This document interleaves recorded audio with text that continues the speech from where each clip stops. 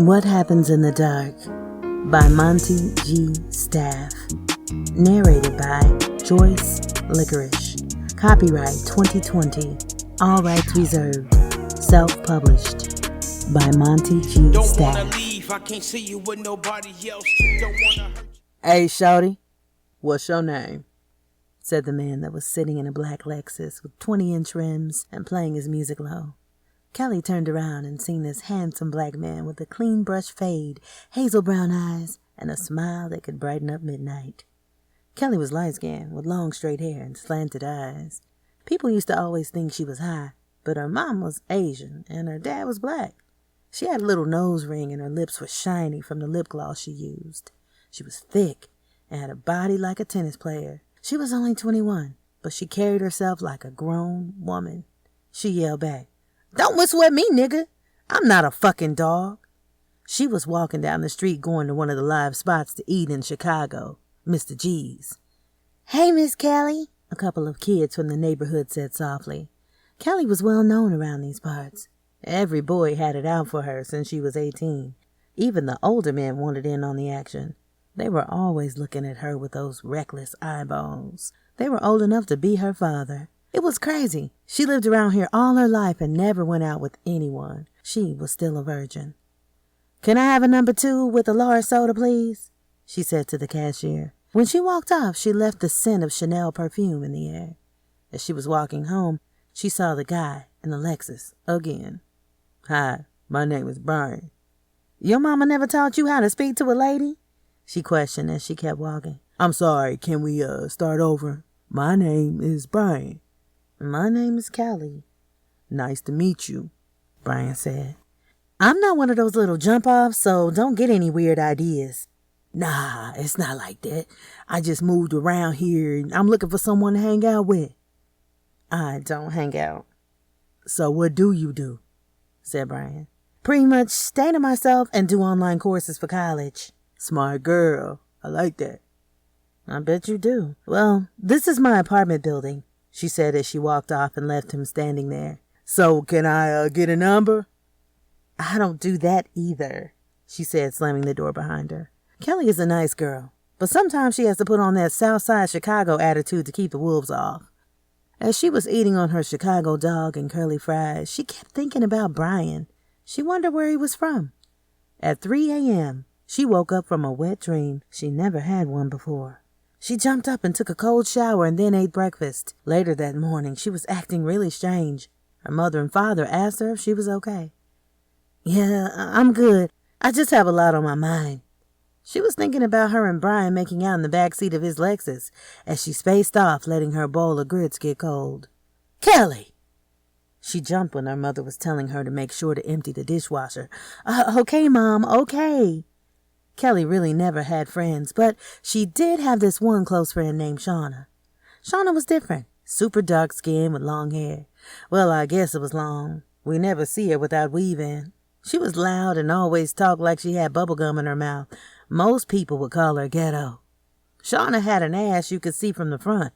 She had 2 younger brothers that she would send her location to so they could rob her date when they were out to dinner and movies. She would always say, "Long as I'm a female, I'll never be broke." Kelly wasn't like that, but she fucked with her. "What's up, girl?" Shauna said, giving Kelly a big hug. "Tell me something new." "Speaking of new, there's a new guy just moved around here. Have you seen the black Lexus riding around lately?" "Bitch, who I look like, a traffic cop? I don't pay no attention to these motherfuckers' cars," Shauna responded. Kelly continued to tell her about the night before. She left out the dream she had, even though it was floating around in her head. "You sound like you got feelings for the new nigga in the hood. I told you somebody can get a little hot pussy," Kelly said. "Girl, bye." As they were getting into this old-ass Monte Carlo her dad left her before he died. It was rusty and loud as fuck, but it got us from A to B. We headed to the mall. She turned up the... Nah, I can even hear what you say. I ain't finna do shit. Chapter 2. Brian was pretty laid back. He was never involved in gangs or selling drugs. He came from a decent family with both parents, but he was the only kid. He did everything right. His mom and dad taught him how to read and do math at the age of 4. He was always on the honor roll and even skipped a grade. The other kids always envied him. For his 18th birthday, his parents brought him a brand new car. It was a black Lexus with the ultra luxury package.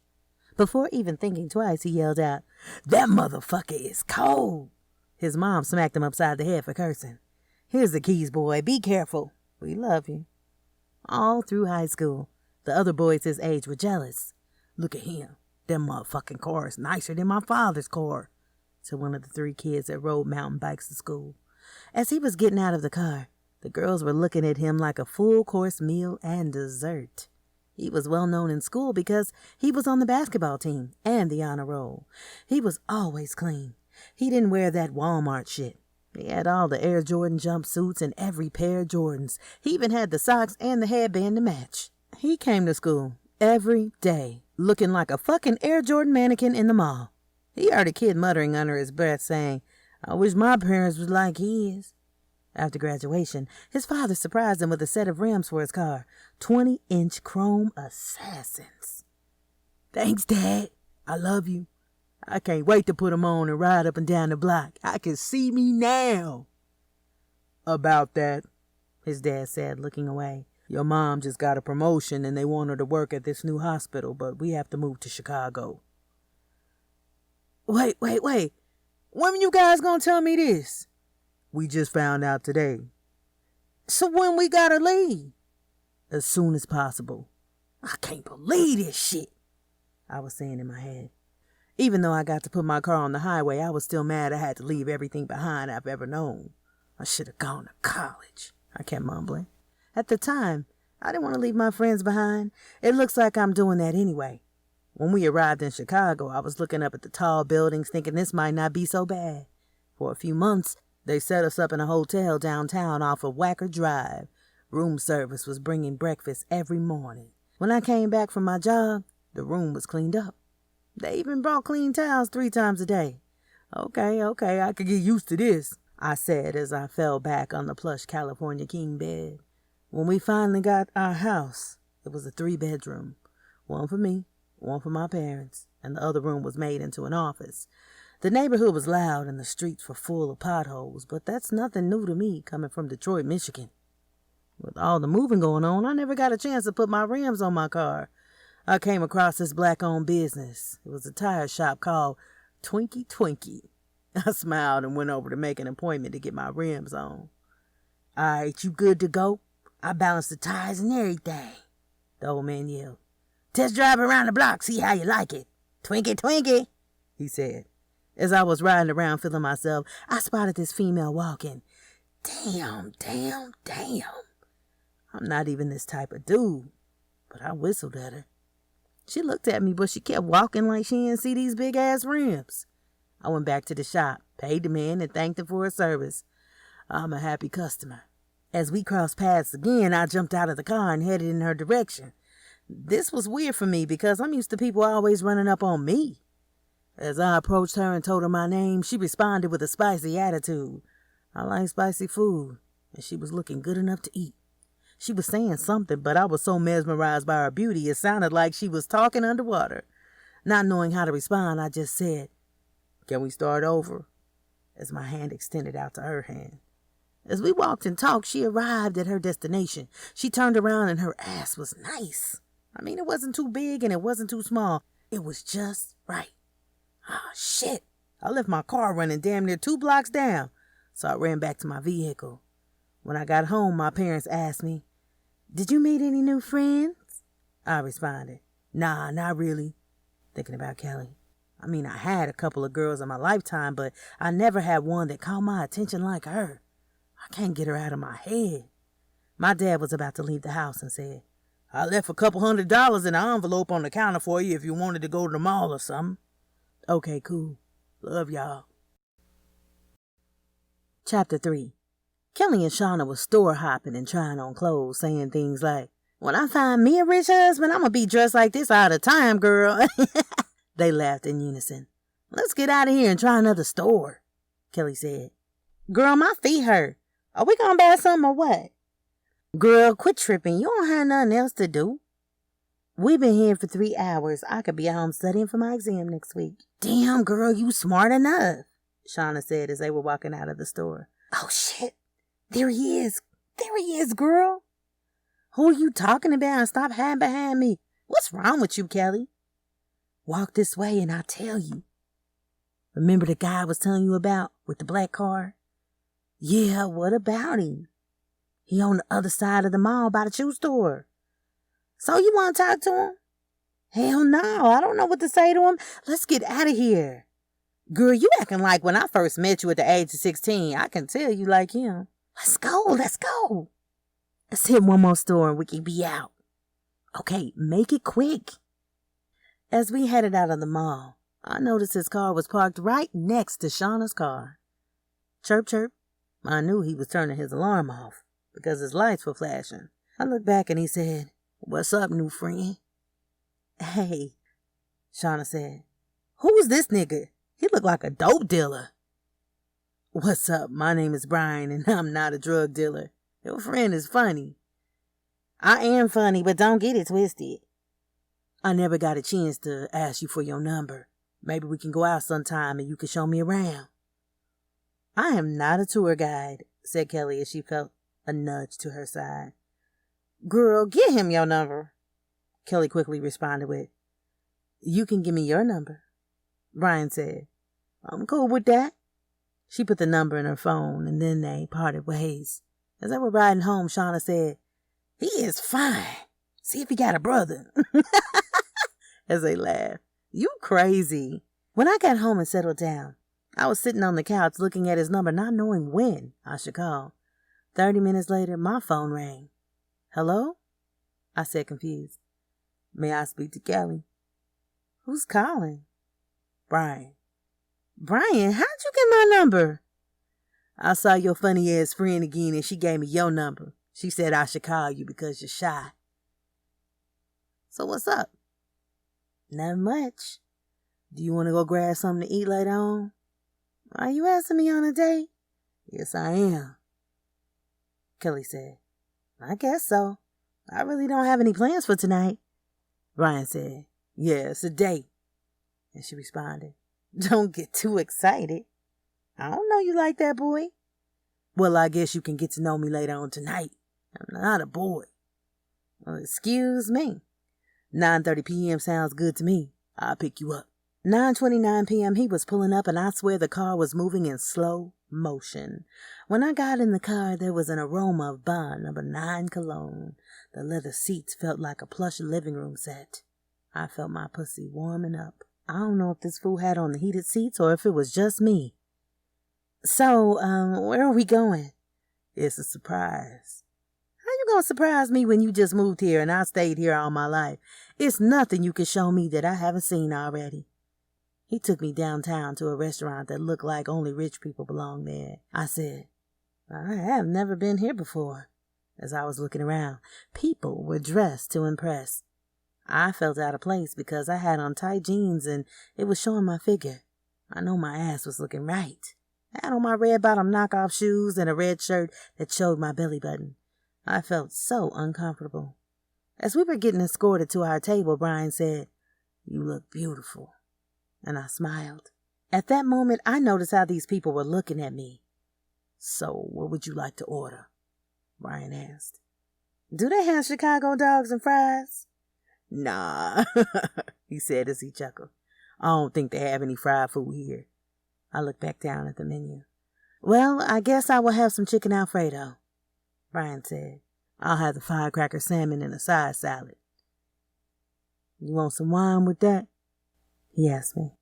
I really don't drink, but I'll try some, I admitted, embarrassed. 2 glasses of red wine, please. The waitress took our order and let us be. We sat and talked about school and our life goals. He was pretty cool. After we finished eating, he paid for the meal and left the waitress a $100 tip. I was thinking he must have got a lawsuit or he was trying to impress me. We rode around the south side laughing and talking. When I was with him, I felt like time stopped. Oh, shit, Kelly yelled out. It's almost 12 o'clock. You got a curfew? Brian asked. Nah, I just don't hang out this late. It's a lot of weird and dangerous people out here in Chicago. You want to go home?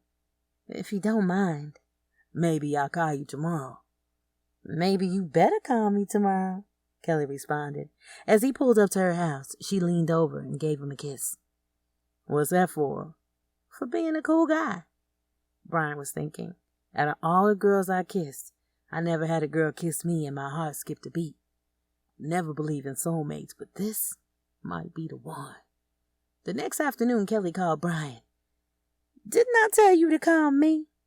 I was going to call, but I didn't want you to think I was stalking you. What if I like being stalked? Well, I'm outside behind your apartment building, Kelly said. Stop playing. Come outside. When Kelly came outside, she noticed Brian was in the back of the apartment building playing basketball with a couple of guys. He had his shirt off and his chest was bulging. He had a six-pack and a couple of tattoos with some Michael Jordan shorts on. I swear I can see his bulge. Brian waved me to come over and I obliged. He said, I would give you a hug, but I'm all sweaty and gross. I was thinking to myself, sweat never hurt nobody. All the other guys on the basketball court were looking at us like, what the fuck? And my heart was beating so hard and I was short of breath. You would think I had asthma. He said, are you okay? You don't look too good. I said, you are fine. I am fine. Trying to get my thoughts together. Brian said, we're going to run one more game and then I'm going home to shower up and I'll call you. This time I promise. Ring, ring. Hello? This is Brian. I know who this is. What's up? I'm outside. Oh, you stalking me now? I thought you liked stalkers. Want to come upstairs? The door's unlocked, but I'm in the bathroom. What's the apartment number? 309. I'll be up in a minute. When Brian walked in, he heard me yell, make yourself at home. Brian sat down on the couch. He was thinking to himself, her parents have a decent little apartment. It's not like my parents' house, but it's okay. Next thing you know, she walked down the hallway with some white booty shorts on and a white bra. Damn, you just walk around the house like that? Like what? Kelly said. Like a beautiful model. Kelly laughed and said, you got jokes. She was struggling to get something down from the shelf. She said, damn, I'm too damn short. Can you help me get this lotion down? As Brian was reaching for the lotion, Kelly started rubbing his chest down to his abs that she could feel through his silky, dry, fit Nike shirt that he was wearing. What's going on? I managed to say out loud before she grabbed my hand, leading me to her bedroom. I still had the lotion bottle in my other hand. Have you ever given a girl a massage? She asked me, looking over her shoulder. Nah, but I don't mind learning. I was looking at hair that draped down to her back, down to her booty cheeks, hanging out of her boy shorts as she turned around. When I walked in, I noticed pink walls and lots of stuffed animals. She had a queen-size bed that she laid across on her stomach. Second date and you already want me to give you a massage? She said quietly. That's not all I want you to give me. I opened the lotion and put some in my hand. I began rubbing it around and started massaging her lower back. As I was going up, I complained because her bra was in the way. She said, well, take it off. I kept massaging and she started moaning like we were making love. I was starting to get aroused. After 5 minutes, she said, okay, it's your turn. Take your shirt off. I took my shirt off. She pushed me down on the bed. While I was laying on my back, she started rubbing my chest. She said, why is your heart beating so fast? I said, oh no. Before you know it, she was pulling down my boxers and my sweatpants at the same time. I think what she saw must have surprised her. Kelly, are you okay? Yes. Kelly was thinking back to what her friend was telling her. Take control, suck his dick. She had never seen a dick in real life. She watched a couple of pornos, but she always said dicks don't get that big. Brian made her a believer. Not knowing what to do, she put it in her mouth and started to go up and down, reenacting what she saw before. Oh shit, god damn, Brian was moaning. Before she knew it, she was turned over doggy style with her panties pulled to the side. She was a virgin, so she put her head in the pillow, screaming, but took it like a champ. His dick was sliding straight in, slow and easy. Maybe it was from all that spit. She was wet from all that moaning Brian was doing. She couldn't believe it. It was hurting so good. Brian kept saying, "Do you want me to stop?" She said, "No."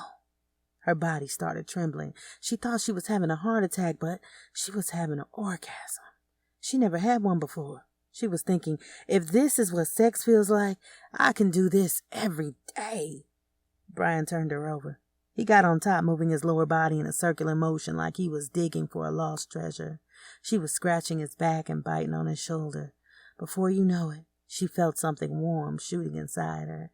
She was thinking, what is that? Brian yelled out, "Oh, shit, baby, I'm coming." Not knowing what he was talking about, she said, "You can come anytime."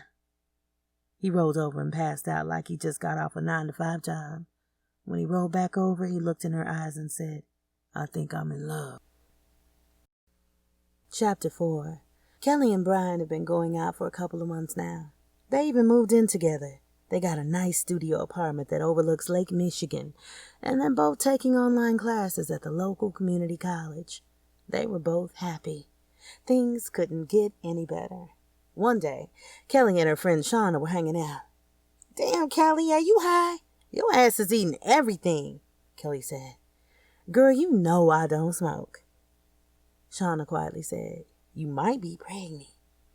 Kelly screamed out with a mouthful of food. "What the fuck did you say?" Shauna said, "Shit, I don't know. Your ass is getting fat. You eating like crazy. When was the last time you had your period?" Kelly yelled out, "Lying bitch, I'm on my period now." But she was looking confused. Shauna said, "Lies." As Kelly was walking off, she held her arm out. "Hold on, you're scaring me. So if I miss my period, does that mean I'm pregnant?" Shauna said, "Girl, y'all don't use condoms?" "Yeah, we do, but it's not the same." "Well, life ain't gonna be the same if your ass has a baby." She chuckled. "Don't say that, Shauna." When Kelly got home, she sat on the couch in deep thought while eating pickles and peanut butter. Brian came in the door yelling. He sounded like we were a married couple. "Honey, I'm home." He saw the look on Kelly's face as he was tossing his Jordan gym bag on the white carpet floor. "Baby, you good?" Kelly almost sounded like she was crying as she said, "We need to talk." Brian jokingly said, "Someone died, something?" "No, I'm pregnant." Brian was looking at her in disbelief and blurted out, "Are you going to keep it?" Kelly yelled back, "I'm not a fucking murderer." Brian walked over to her and gave her a tight hug and said, "Baby, we are going to be okay." Kelly was sobbing into his chest thinking, "I hope so." A couple of months went past, and they decided to move into a house. They found a 2-bedroom. It was small, but looked like a little family belonged there. "Kelly, do you like it?" said Brian. "It's beautiful." "Well, I'm glad you like it, because it's yours." The rent was $700 a month. Brian planned on using his $1,500 monthly allowance that he still gets from his parents to pay the rent. Brian's parents were happy to hear the good news. Brian never had any siblings growing up, so they were excited to be grandparents. They spoiled the baby before they even knew what the gender was. They bought clothes, a new bedroom set for the baby, soap, lotion, etc. Kelly's parents, on the other hand, were upset because they wanted her to do something better in her life before she became a mother. They said that they understood as they were once young parents themselves. They said that they would give me all the love and support that they can. Kelly was kind of relieved, but she kept thinking about this big-ass baby coming out of her pussy. Oh, how time flies. 7 months later, she was having a baby boy. He weighed 8 pounds and 4 ounces and was light-skinned with curly hair. One look at him, and the doctor said, "He's going to be a basketball player."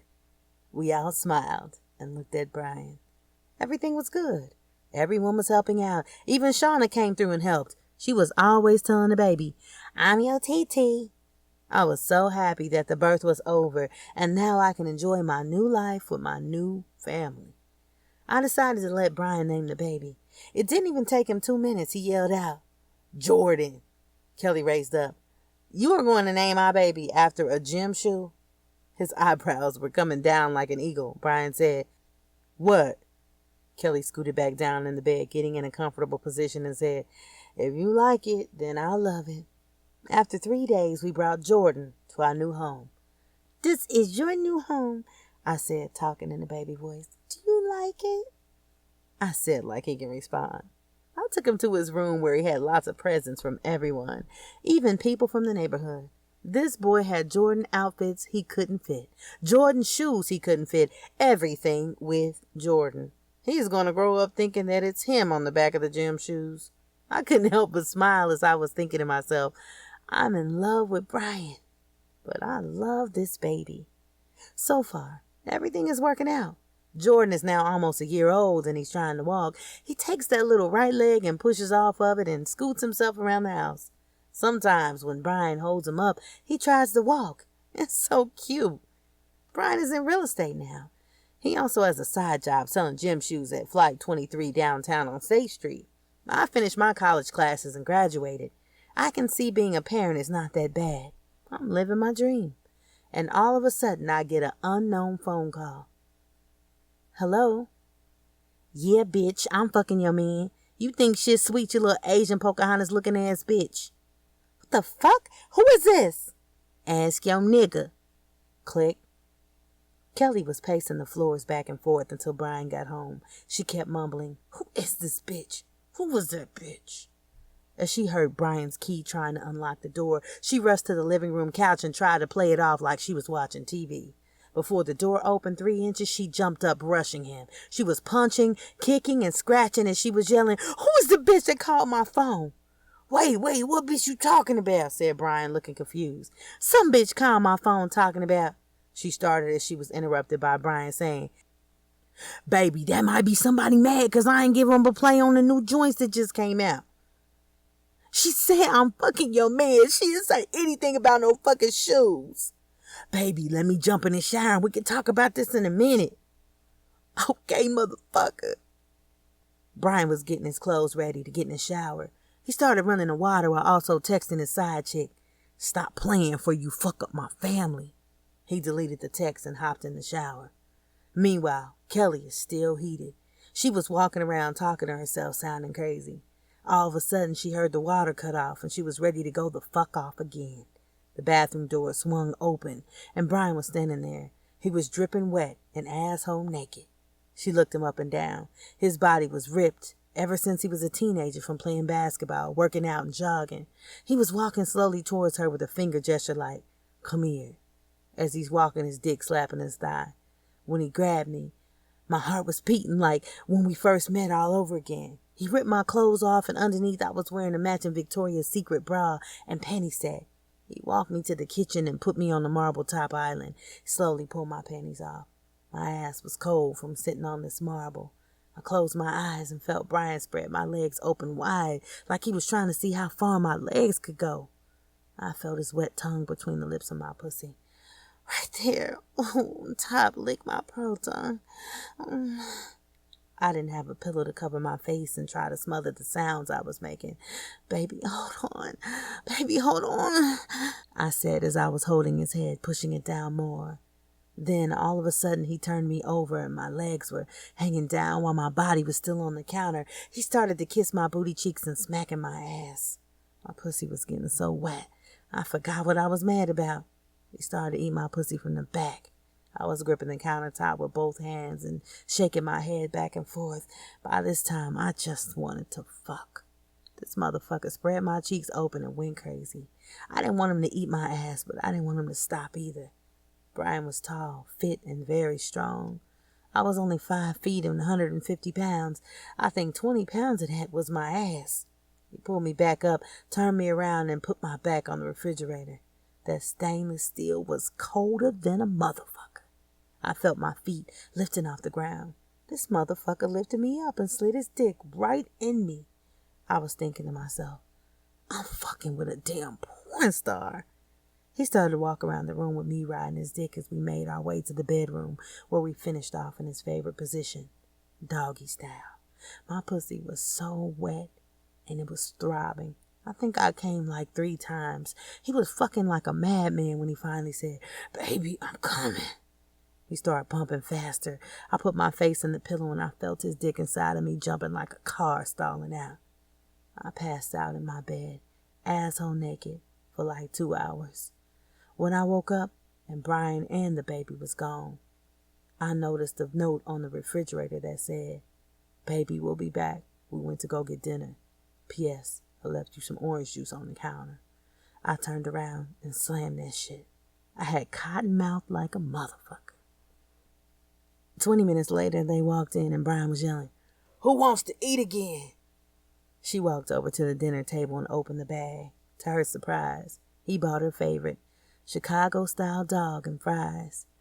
"Oh, shit," he smiled, thinking shit was sweet. "Don't think I forgot about what we were arguing about earlier." Brian continued to blow the food he was ready to feed Jordan.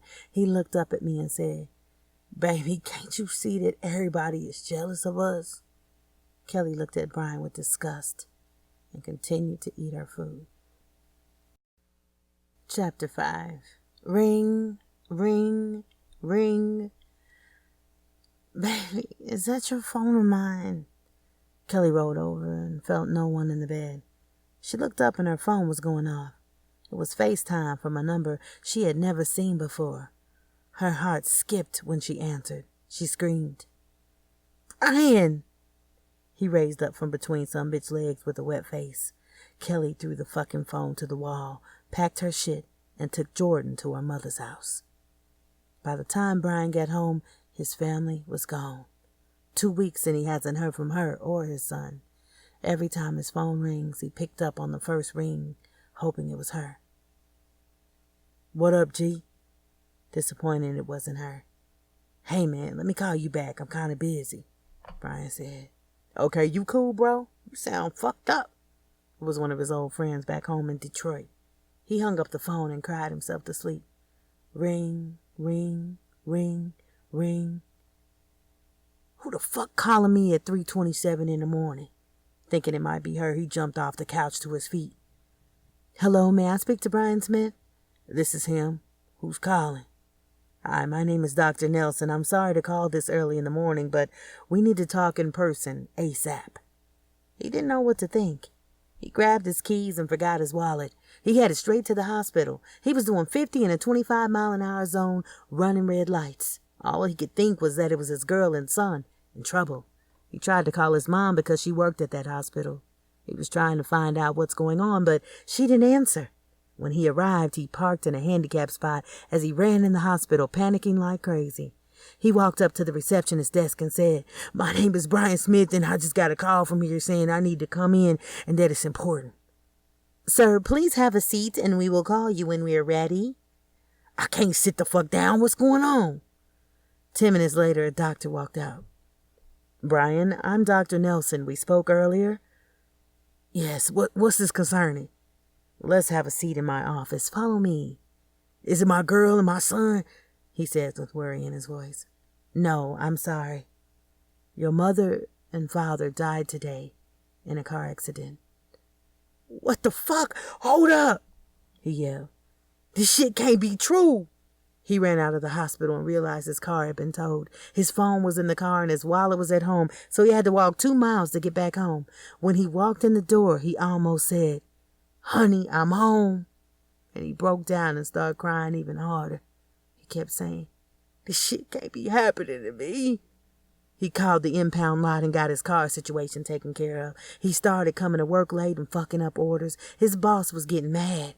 He continued to fuck up until he got fired. Then he started thinking, "I can't survive off this bullshit check selling gym shoes." Brian was a total wreck. He didn't know what to do. He lost the only people that meant something to him in his life. He had to make final arrangements for his parents by himself. He had to pay all the bills by himself. On top of that, those $1,500 allowance checks that his father was sending each month stopped. It's been 5 months, and I haven't heard from Kelly. I know she heard about my parents dying. She didn't even show up to the funeral. Every other day I would go past her favorite restaurant, Mr. G's, hoping to see her.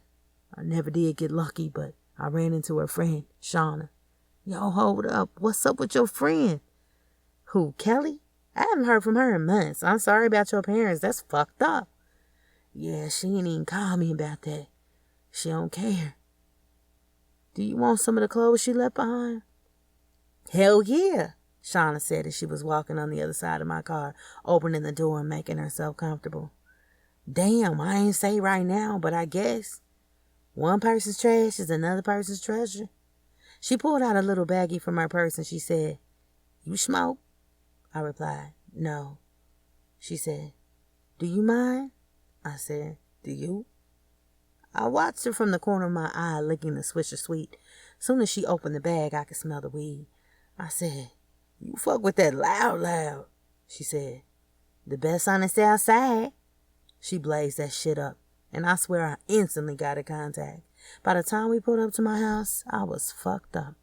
I parked and went up to my door. I opened it up and ran straight to the refrigerator for some water. I felt like I was overheating. Shauna said, "Are you okay? The smoke didn't fuck with you, did it?" Trying to keep my cool, I managed to say, "Nah, I'm good." Shauna walked to the bedroom like this was her house. She said, "Okay, where this shit you was talking about?" I told her to look around. I needed to sit here and relax for a minute. I'm not feeling good, come to think about it. I passed out.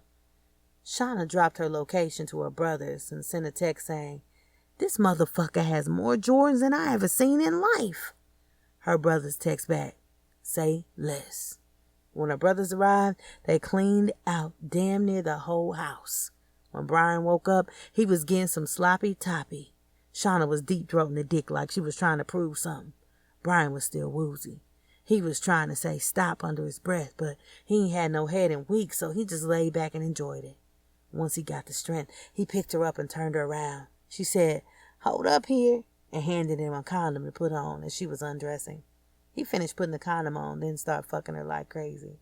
He was thinking, she's enjoying this shit.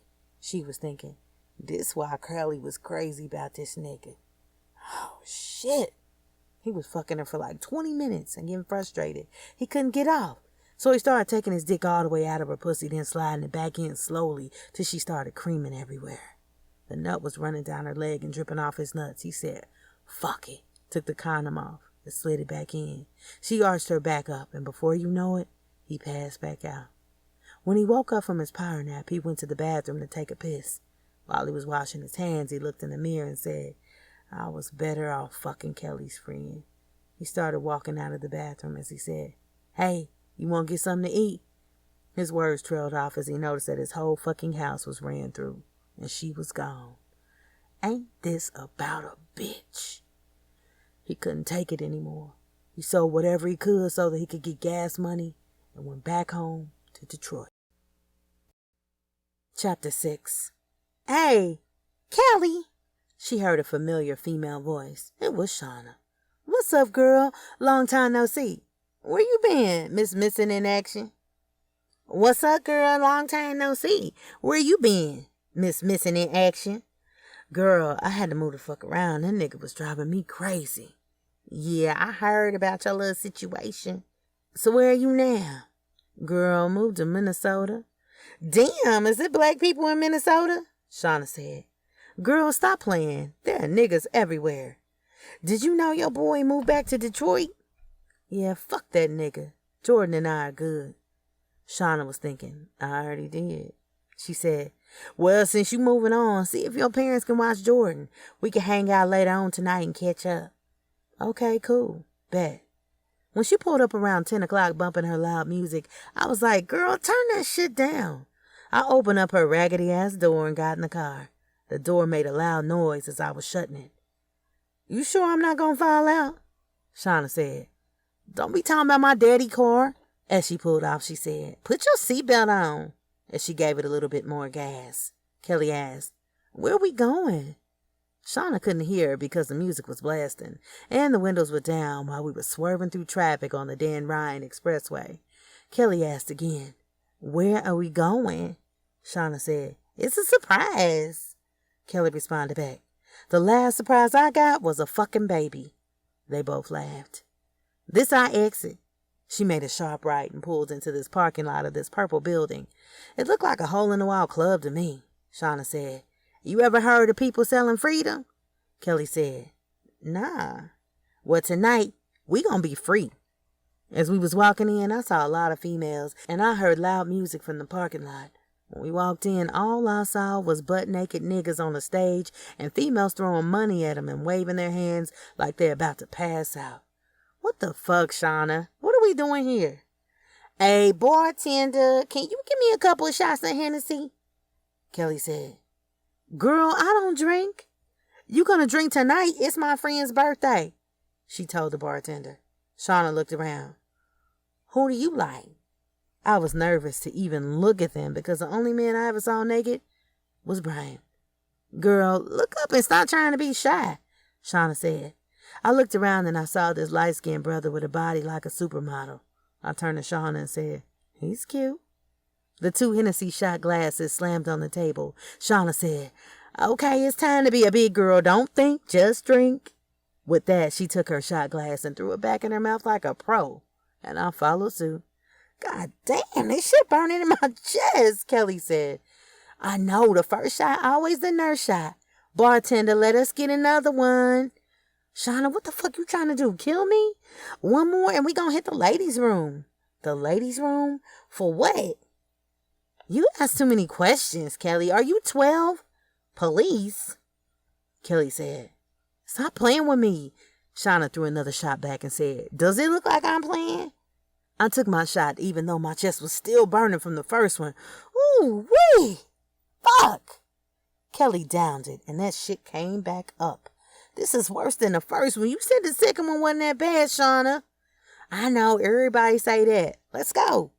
When we walked in, Shauna poured out half a blunt of weed. I said, I don't smoke. You don't have to smoke all of it. Just hit it 2 times. What the fuck? Yeah, this that good shit, Shauna said, taking the blunt out of my hand. She hit it 2 times and passed it back. Shit. I can't breathe. Don't give me that shit again. Just one more time, Kelly. Stop being a fucking crybaby. The second time wasn't that bad. I wish I could say that about the liquor. As we walked out of the bathroom, I looked around again. This male strip club was starting to look like a fun store. We sat back down at our table, and then Shauna raised her hand, waving at the guy I said was cute. Shauna, what the fuck are you doing? Kelly, relax. He walked over with a smile, making his chest jump. Shauna, with a big-ass smile on her face, said, what's your name, sexy? Zoe. Shauna sat back and said, what did your mom name you? Lorenzo Johnson. Well, Mr. Johnson, today is my girlfriend's birthday. Kelly was smiling in agreement and thinking, who was her girlfriend? I guess that weed and Hennessy was kicking in. Shauna said, I got $100. Why don't you take her to the VIP and give her a special? He grabbed Kelly's hand and was walking her to the back. She was looking over her shoulder at her friend like, help me, in slow motion. Why? Shauna was throwing up the peace sign. As she went into the room, all she saw were neon lights and leather chairs. Everything else was blank. Brian didn't like it in Detroit anymore, so he decided to come back to Chicago and move in with his side chick, Kiki. She lived on 43rd Street, in the project building where it always goes down. Drug dealing, shooting, and racist police were normal. Kiki was decent looking. She didn't look too cute, but she wasn't ugly. She did have a scar across her face from a razor blade. This one girl cut her for fucking with her baby daddy. Even though she had to stuff her stomach in her pants like a Glock 9, she still had a fat ass. After having 3 kids, you're guaranteed to have a body like that. Kiki didn't have her kids. They got took a couple years back by DCFS. She lived with her grandmother, who was very ill, and she doesn't even come out of her room. Kiki walks around saying, this my motherfucking house, every chance she gets. Letting Brian move in wouldn't be a big deal as long as he doesn't get questioned by CHA. Ring, ring. Hello? Kelly, what up, girl? Remember we went out a couple days ago and drank that Hennessy? Yes, girl, never again. My stomach been fucked up ever since then. Kelly laughed. Oh, shit, girl, your ass might be pregnant. Stop playing. See, that shit ain't funny, Kelly said. For real, I might need you to ride with me to the hospital, Kelly. When Shauna pulled up to Kelly's house, she was looking like shit. Kelly said, bitch, let me drive. She was driving down the road, and Shauna was holding her stomach, breathing heavy, and telling Kelly to talk to her. She didn't know what to talk about, so she told her what she remembered that night in the strip club. See, I told you we shouldn't drink no shots of Hennessy. Can you set me over that guy that took me in the back room? Shauna was moaning. What happened? Girl, he set me down and I was high as fuck. He was dancing and I started to feel what I was feeling. They both started laughing. What else? When the second song came on, the drawers came out.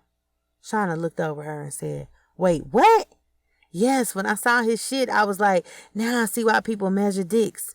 It wasn't as big as Brian's dick was, but I still sucked it. You did what?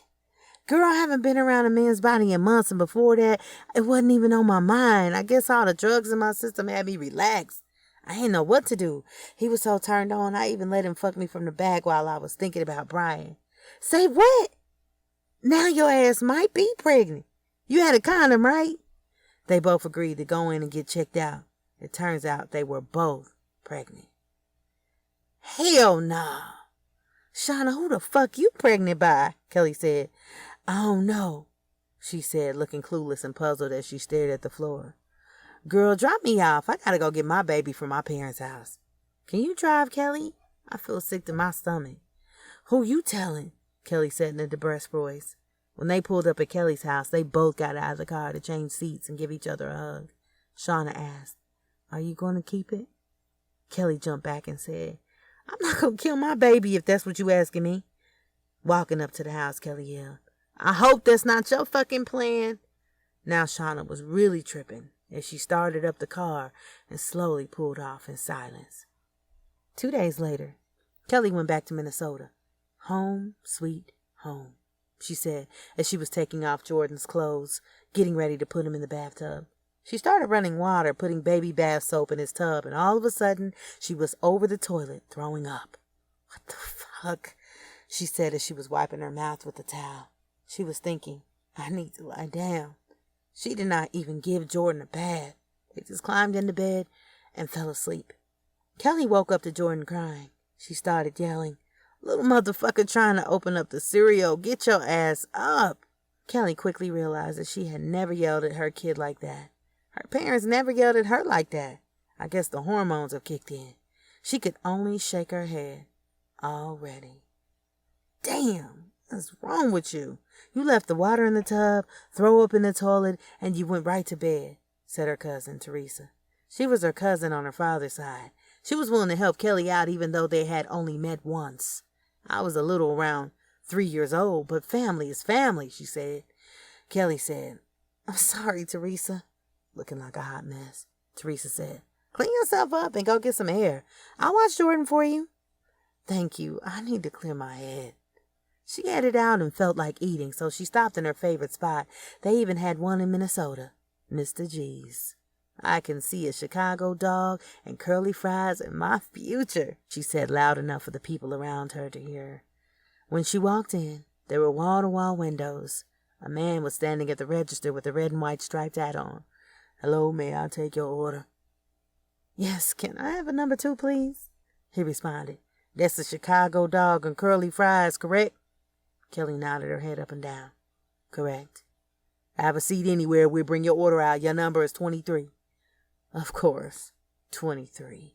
Michael Jordan, she said as she walked away.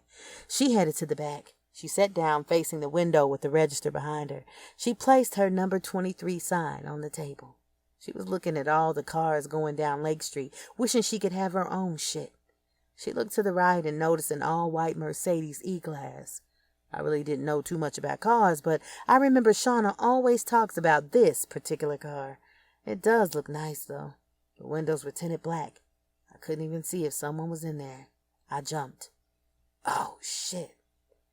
Sorry, miss, here's your food, the young man said while grabbing the number 23 sign off the table. This motherfucker looks good. Kelly stuffed the hot dog in her mouth, chewing like she hadn't eaten in weeks.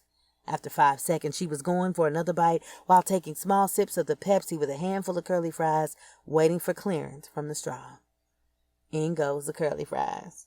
Kelly closed her eyes and shook her head and reminisced about the old days in Chicago. If that doesn't taste like the crib.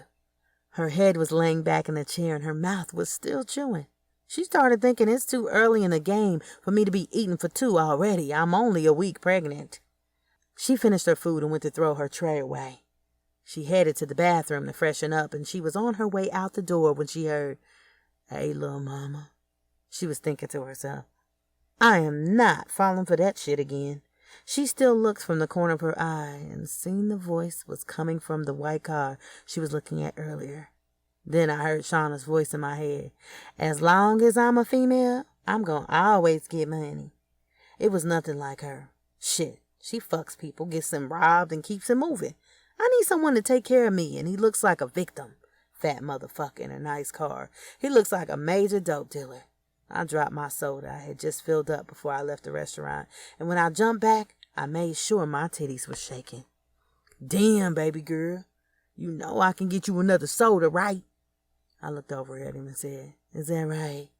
He said, "I don't want to take up your time, but can we talk for a minute?" I said, "Sure," and started walking over toward him. I caught myself thinking like my friend Shauna. Look at the Rolex watch. Clothes fit well, but not too flashy. Then I noticed he had a mouthful of gold. I'm talking about all 32 of his fucking teeth was shining. Fat motherfucker didn't even get out of the car. He had me leaning over like I was a fucking hooker. But I played the game because I was in a fucked up situation. I didn't want to come off like a prostitute and say, "Hey, baby." I noticed as I got closer that he had a little gray in his beard. You know, that little salt and pepper look. So I said, "Hello, sir." He said, "Damn, I'm not that old," as he laughed and smiled, showing his teeth. "I'm sorry, what should I call you?" "My name is Fats, baby." "Fat baby?" Kelly said. "Fuck no, shorty. Fats." Kelly said, "Oh, I'm sorry, Fats. My name is Kelly. I know who you are. From Chicago. You used to come to my store back in the day. I seen you blossom into a nice young lady." As she snapped into her Southside mode. "Hold the fuck up. How do you know me?" "I had a store on the corner of 63rd and used to come in and get a Chicago dog and fries, right?" "Right.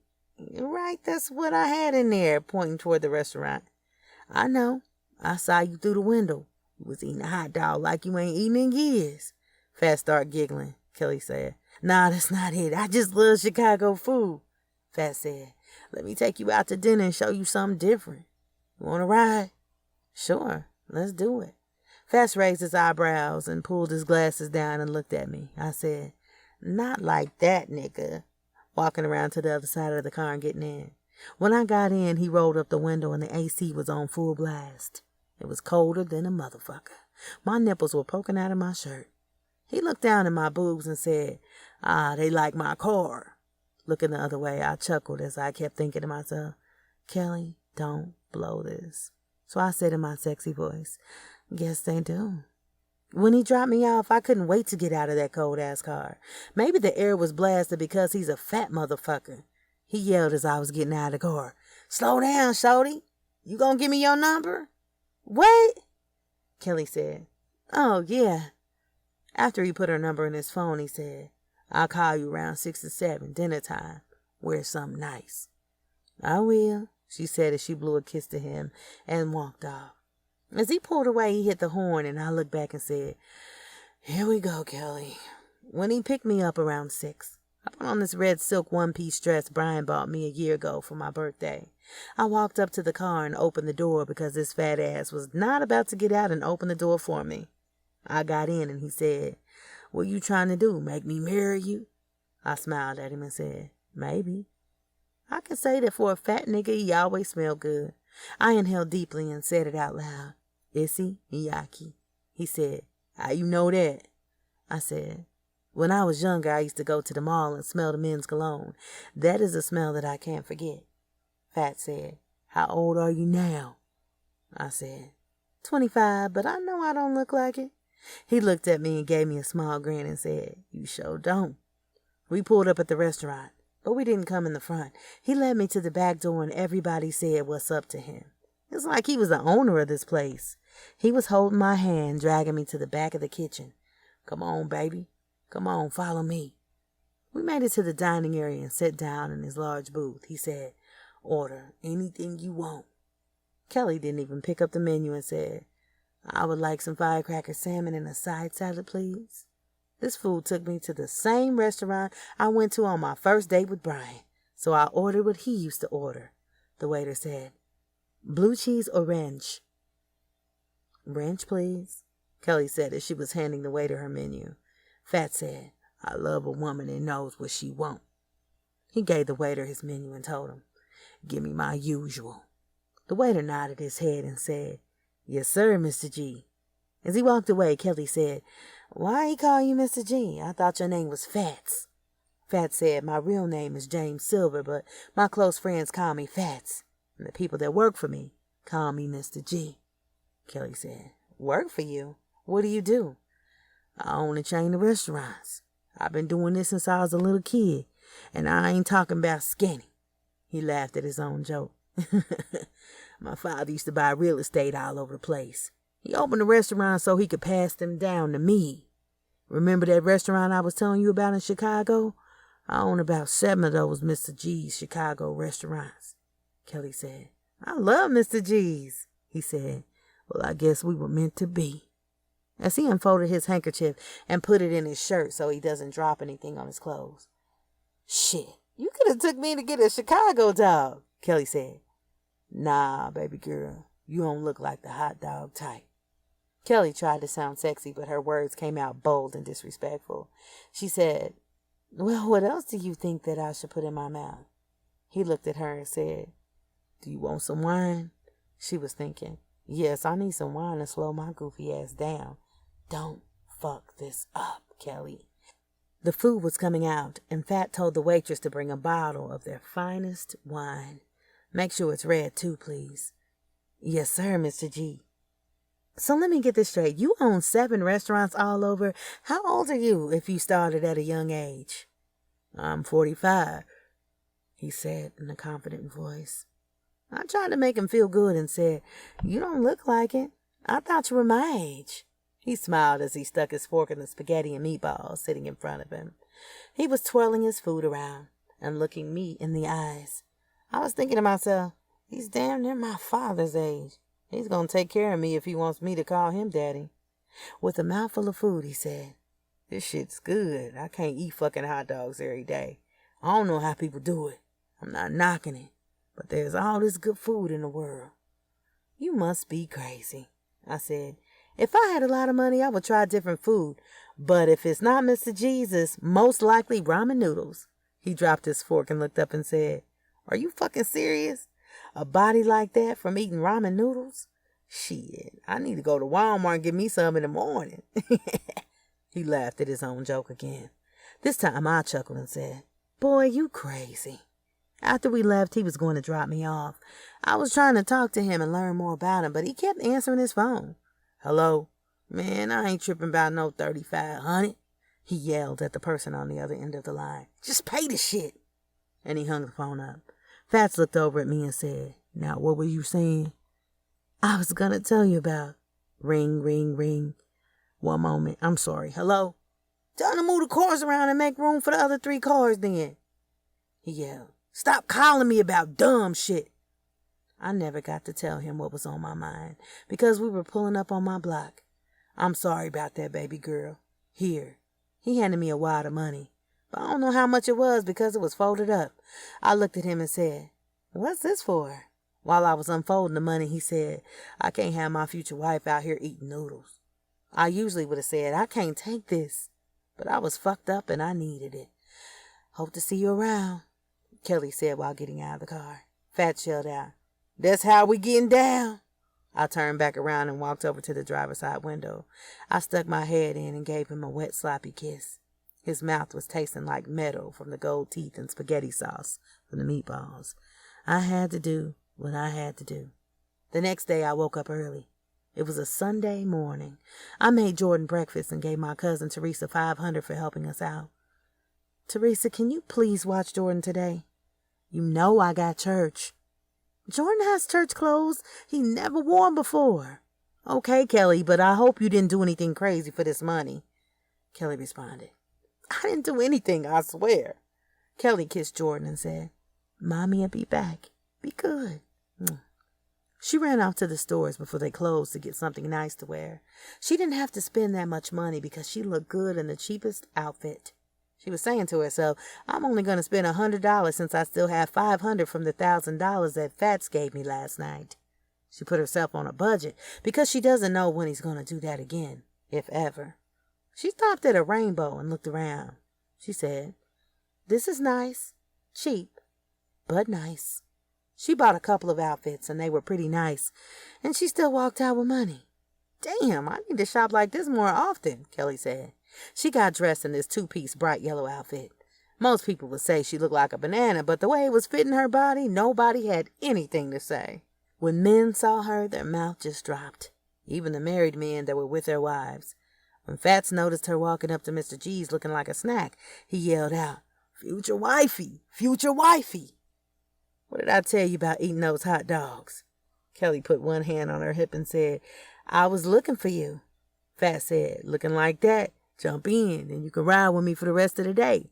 Shit, yellow's my favorite color. She jumped in and made herself comfortable. Here we go again, this fucking cold air. My nipples are poking out and Fats said to me, they love this car, looking down at my titties. As he was riding around the town, everyone on the block knew him. He kept stopping and people were running up giving him brown paper bags full of money. Baby, count this. Every bag he handed me had at least $5,000 in it, if not more. I said, you're not making all this money off hot dogs and chicken strips. I know, he said as he was laughing. Chicken ain't the only bird getting sold around here. I knew exactly what he was saying, but I still said, I don't get it. What you talking about? He looked over with his right hand, grabbing my left hand, and he said, baby, don't worry about it. Stick around me and you'll be good for life. When I heard him say that, I thought about Shauna. Jackpot. I got me one, and I'm going to keep her. Ring, ring, ring. Hello? Fat said. Just do what I told you to do, he said, hanging up the phone. He turned and looked at me and said, you know I'm a very busy man, so if you want to roll with me, you got to be solid, and you can't be tripping like these other bitches. Excuse me, like these other females that think I'm going to sit up and watch Netflix all day. It's money out there, and I'm not turning that shit down for no one. I feel you, Kelly said. Fats pulled off and made a couple of turns down the block before he stopped again and picked up another bag of money. This nigga had me riding around with him with about 50 G's in cash on us. I can't believe this shit. Ring, ring, ring. Yo, Fats answered. I know, I'll pay him tomorrow, he said and hung up the phone. Baby girl, Fats said. One thing about me, I don't owe a motherfucker shit. I might pay someone and hold the money for a couple days, but I don't owe anyone shit. Kelly leaned over and kissed him on the lips and said, okay, baby, you the boss, huh? He turned up the music. He was playing some old school shit I never heard of. He said, Rick Ross don't have shit on me, as he slowly pulled off. The sun was going down, and I was getting tired. Just as I was about to ask him to drop me off, we got pulled over by the cops. I had all this fucking money in my possession. I was scared than a motherfucker. Knock, knock, knock. The police tapped on the window. Fats rolled it down without a care in the world. This motherfucker wasn't even wearing a seatbelt. Officer said, how you doing tonight, Mr. G? When I heard him say that, I just knew we were good. Baby, reach in the glove compartment, give me that white envelope. Here you go. I gave it to Fats, and with his right hand, he gave it to the cop. He put it in his shirt that was unbuttoned in the middle so the envelope would fit, and he said, thank you. Have a nice night. Take care. And we were free. Baby, that was crazy, Fats said. You want to see crazy? Let me show you where I live. We drove about 20 miles out, I think. I don't know because I kept dozing off in the car. Maybe I was tired from counting all that fucking money. I was woken up by a voice. Baby, wake up. Baby, wake up. We here. We pulled up to this big-ass gate with lions on both sides. It took us about 3 minutes to go down the driveway. I said to Fats, what is this? He looked at me and said, this is home, baby. When we pulled up, we got out of the car and walked inside. Everything was white. White furniture, white floors, white ceiling fans. I was looking around and, should I take my shoes off? If you want to feel what these marble floors feel like, this motherfucker is loaded. I had to do something quick and take control. With both hands on my face, I squatted down and said, "That is a swimming pool. I love swimming." He said, "You want to swim? Go right ahead." I surprised him and got asshole naked right there. I ran out to the pool and jumped straight in. He said, "Oh, shit, baby, that's what I'm talking about." After 10 minutes, he came out in a robe with a shot of scotch and a cigar. The cigar was not lit. He said to me, "I don't smoke. I just like the way the butt tastes." As he lay back in his chair by the pool with a cigar in his mouth, I walked over to put a towel over his face. He tried to jump up. I told him, "Baby, relax. I have a surprise for you." He was laying back and I untied his robe. He was naked. I looked down and his dick was looking like it was taking a nap and didn't want to be bothered. I kissed all over his body and was slowly going down. His dick started slowly rising up.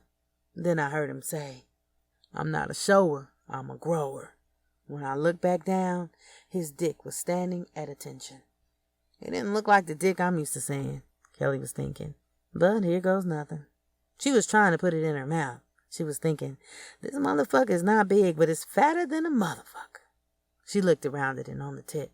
His fat ass was moaning like a bitch. She jumped on top and was riding his dick, moving side to side with her hips slipping in and out, in and out. This fat motherfucker busted a nut in less than 5 minutes. I got up and jumped back into the pool. He said, "Baby, I ain't hurt you, did I?" My pussy was kind of stretched out, but I was okay. "No, baby, I needed that," said Kelly. Fat said, "You keep this up, you gonna be living like this." As he was getting up and tying his robe, he walked back to the house because his phone was ringing. Kelly heard him say, Okay, here I come. Baby, you want to roll with me or you want to stay here?" I did want to stay here, but instead I said, "Give me a minute, let me get dressed." After he made his round, I asked him to drop me off. He said, "At your house or our house?" I didn't know how to answer that. "Boy, stop playing. I had something to do." Fats dropped her off, and the next day he pulled up honking the horn. They were together every day after that. About a month goes by, and she called him saying, "I think I'm pregnant because I woke up last night throwing up all kinds of shit." Fats said, "It's all good, baby. I already had 3 daughters, so taking care of kids is nothing to me." Kelly was thinking, this nigga got 3 daughters? Where the fuck are they? How old are they? "Baby, I was scared to tell you. I thought you were gonna snap." "You don't have to be scared to tell me anything." "So, while we on the subject, I have a 3-year-old son also," Kelly said. Fats didn't say anything on the phone for a couple of seconds. Kelly said, Hello, Fats? Are you still there?" "Yeah, baby girl, I was just thinking. Fine-ass girl like you, somebody got you pregnant and then just left?"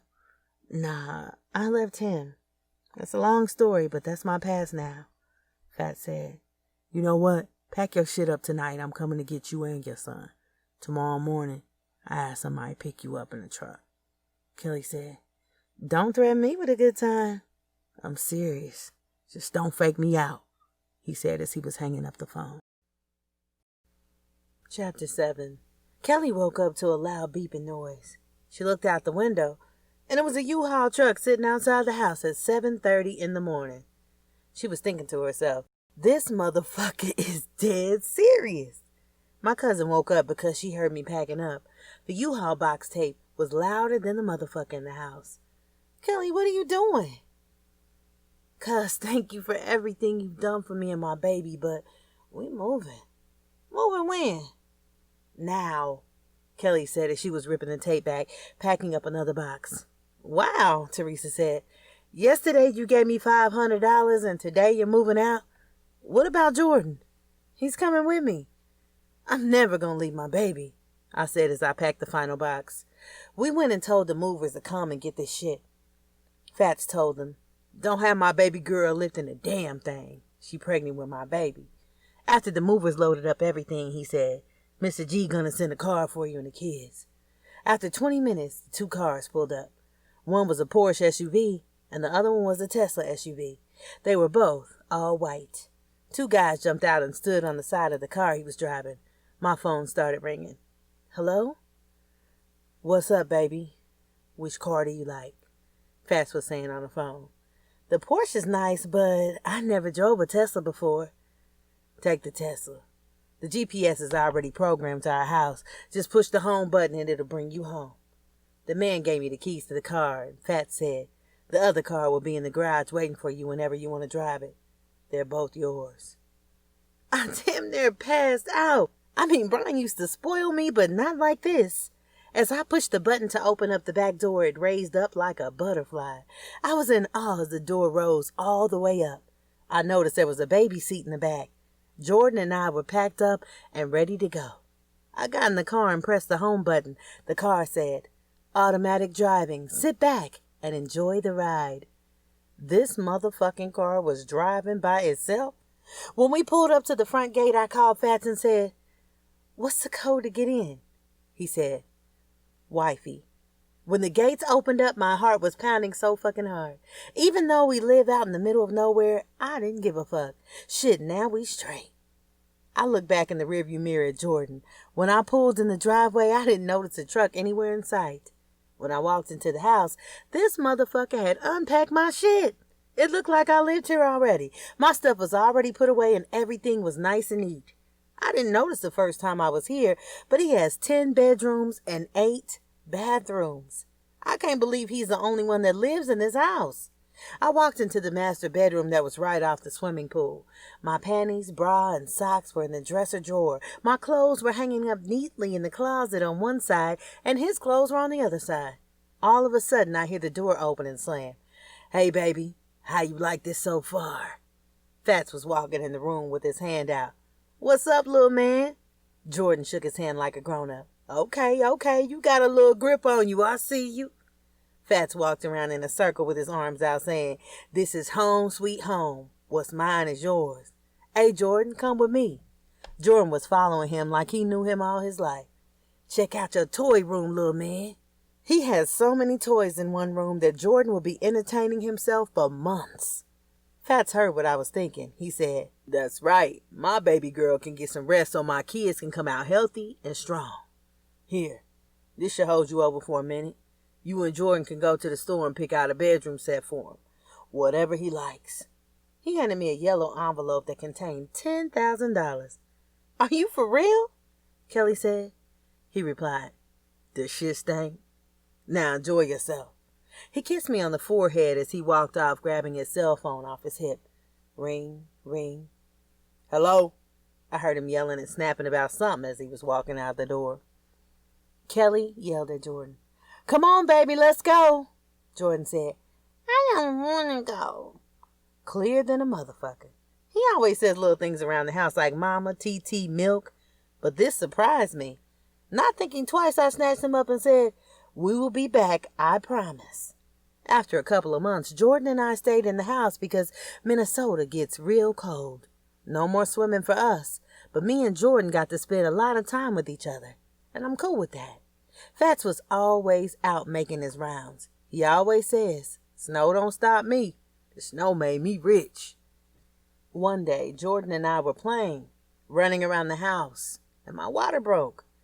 Oh my God, where's my phone? I called Fats and told him what was going on. He said, "I'm sending somebody to get you." As soon as he hung up the phone, someone was ringing the doorbell. I walked over to the door and slowly opened it. This motherfucker sent a helicopter to get me and Jordan to go to the hospital. When I got there, he was already there, telling me that everything was going to be okay. He said, "I'll take a little man with me." I delivered the baby that night. We were all so happy. Fats was super happy because it was a boy. He said, "I always wanted a boy." The doctor asked Fats to step outside and talk. He was telling him, "Your son's gonna need some special attention." He said, "Whatever, Doc. Now can I get back in there to hold my son?" "Go right ahead." Kelly asked Fats, "What do you want to name him?" Fats said, "James Jr." He wrote his name down and Fats signed the birth certificate. Fats was spending time with his son every day. He even stopped answering his phone so much. He didn't ever stop going out. He was determined to get his son right. James Jr. was diagnosed with autism. As James Jr. was getting older, he used to tell his dad, "I can't do that." Fats would yell and say, "Don't you ever say what you can't do." By the time Junior was 5, Fats had him on the treadmill. He also had him lifting weights, and before you knew it, he was doing everything Jordan was doing, and Jordan was 8 years old. We were so happy. I have to admit I was sexually frustrated a little bit because Fats didn't like to fuck every day. He would eat my pussy every night before bed, and this fat motherfucker could eat. He used to have me creaming all over his face. When he came up for air, he looked like a black Santa Claus. But when we did get it in, he put it down. One time he was eating my pussy and I was moaning, but I was really faking it. I get so used to the shit, it's not even funny anymore. All of a sudden he rammed his dick in me and my eyes open wide like, what the fuck? I wasn't expecting that.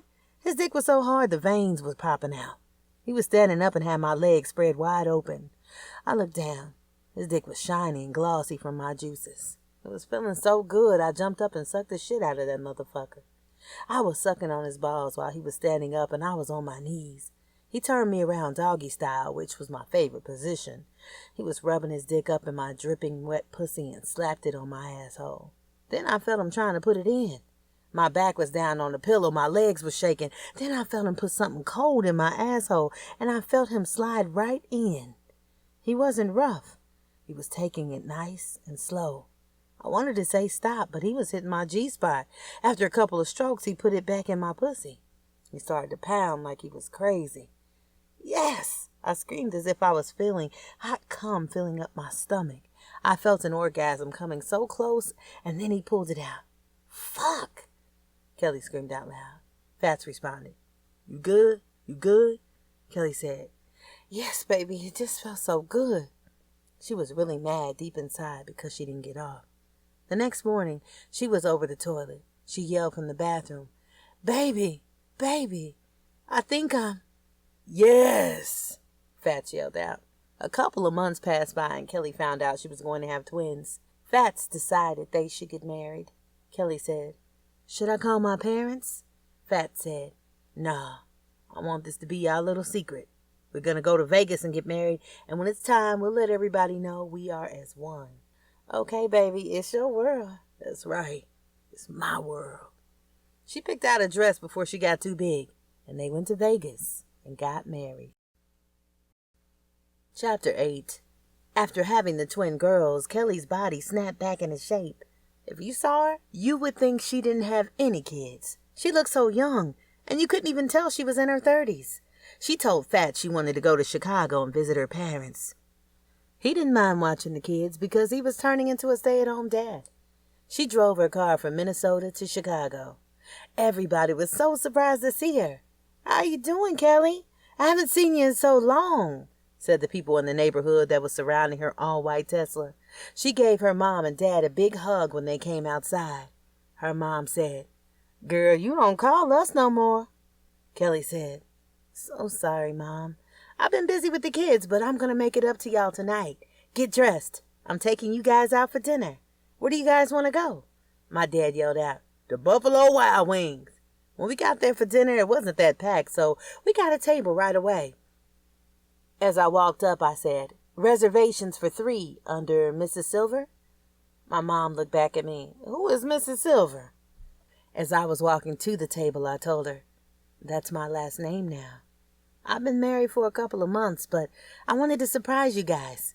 As my dad was pulling out the chair for my mom, he said, I'm surprised. My mom said, How are you going to get married and not invite us? We wanted to hurry up and get it done before I couldn't fit in a dress. I also had twins. My dad said, Where are your kids now? With their father. My dad said, Who is their father? I replied, James. James Silver is my husband. The waitress walked up and said, Can I take your order? My mom said, I lost my appetite. My dad said, Give me buffalo wings with some fries on the side if you can. No problem, sir. Do you guys serve firecracker salmon? I'm sorry, but we don't sell fish here. Okay, I'll just take a chicken salad. Mom, you good? You sure you don't want anything? She shook her head no. Okay, I'll take these menus from you and your food will be out shortly, the waitress said, walking off. Kelly looked at her mom and said, Don't be like that. Then she said something that made me lose my appetite. You know Brian's back in town and he got a baby by Shauna. What? My best friend? Yep, your best friend. That bitch. Where'd you learn how to talk like that? Her mom asked her. I'm sorry, Mom, but she got pregnant around the same time I did. We found out at the same time, and she told me she didn't know who she was pregnant by. Well, I guess you're not the only one that has secrets. When the food arrived, I put on a fake smile and said, "Thank you very much. It looks delicious." 2 minutes passed and my mom was playing in her water with a straw, twisting the ice around. I was picking at my phone because I lost my appetite. My dad was eating his hot buffalo wings like he never had chicken in his fucking life. I was very rude when I stood up over the table and said, "We are done." My dad, with chicken bones hanging out of his mouth, looked up and said, "What the fuck is this?" I never heard my dad curse before. Maybe 3 or 4 times out of my whole life, but I could tell he was upset. "Damn, Kelly, you take us out to eat? Now you want to take us home? What's with you?" Her mom mumbled. "I've been ready to go," Kelly said. "I'm sorry, I just got a headache." I was thinking, and I really do have a headache, with all this bullshit in my head floating around driving me crazy. "You're ready to go." Kelly dropped $100 on the table for a tip. Dad said, "God damn, I should work here." Then he said, "Miss Kelly rolling in the," I meant to say, "Mrs. Silver." After a long, awkward, quiet 20-minute ride, my parents were getting out of the car. They said, "Are you coming in?" Kelly didn't even look their way and said, "I have something to do real quick." As she was circling around the neighborhood, she ran across some young kids she knew that grew up in her area. "Hey, Miss Kelly. Hey, Miss Kelly." The kids were yelling and waving at her nice car. Kelly stopped to speak to them. Kelly asked them how they were doing in school, and they all said they were doing good. One of them slipped up and said, "I still see Brian riding around in his nice car, but I'll never see you anymore, Miss Kelly." Kelly bent over and said, "You seen Brian?" "Yes, Miss Kelly, I seen him all the time around my cousin's house." "Where's that?" Kelly asked, looking thirsty. "On 43rd and State Street Apartments," another kid said. "I think he's in apartment 106 if I'm not mistaken." Kelly reached in her purse, pulled out a bankroll of money, and gave each kid $100 apiece. The 3 kids ran off and were talking about what they're going to buy with their money. As she was getting back in her car, she heard, "Thank you, Miss Kelly." She pushed the button for her door to automatically close. She pulled out the lip balm that she loved to put on. She was looking in the mirror, puckering her lips and talking to herself. "Okay, Kelly, let's do this." When Kelly made a right on 43rd Street, she made a left into the apartment building parking lot. Kelly saw garbage flying around, people hanging out, shooting dice and laughing, and it looks like they are selling drugs. As she pulled up and got out of the car, guys across the street were whistling and saying something like, "Shawty, what's up?" You know I didn't look back. As I was walking up the sidewalk, I noticed they had bars on the front doors. I didn't know if it was to keep the criminals out or to keep the criminals in. The door was propped open by a rock. When she opened the door, the rock fell down. As she walked in, she noticed needles, cigarette butts, and empty Swisher wrappers everywhere. As she continued to walk, holding her purse, she passed an elevator. It was dark and creepy and smelled like piss. She spotted the numbers on the door. 106. I guess this is it. She knocked on the door, all the time thinking about how she was going to snap on Brian's bitch ass. Knock, knock, knock again. This time with a little bit more force. She heard a man's voice. "Who the fuck knocking on my door like the police?" She saw the doorknob twist and the door swung open. It was Zoe, Lorenzo Johnson from the strip club. Come to find out, he's Kiki's brother. Yes, the Kiki that's fucking my baby daddy Brian. I stepped back like I had seen a ghost. I turned around and said, "My bad, wrong apartment." Trying to get out of there fast as I can, I heard him say, "Sorry, I've been looking for you. Hold on, where the fuck you been? Your friend said you had my kid." He was yelling down the hallway loud enough for the neighbors to hear. Brian heard the commotion and came running outside. "What's going on?" he said as he saw Kelly jumping into a white vehicle. He yelled out, "Kelly!" Brian turned around to Zoe and said, "Who was that?" Zoe said, "I think that was my baby mom." Brian yelled out, "Her? Was that Kelly? That's my baby mama." As they were walking back to the apartment, Brian asked Zoe, "How did you guys meet?" "Did you know her friend, ghetto-ass Shauna?" Brian whispered under his breath. "Yeah, that's my baby mama too." Zoe was breaking down a Swisher Sweet to roll up the weed he had. "Damn, small world," Brian said. "Tell me more." While sitting on the edge of the sofa seat, Zoe said, "Well, you know I work in a strip club. One night they came in drunk and high as fuck." "Kelly doesn't drink or smoke," said Brian. Zoe said, "Maybe not with you," as he continued with the story.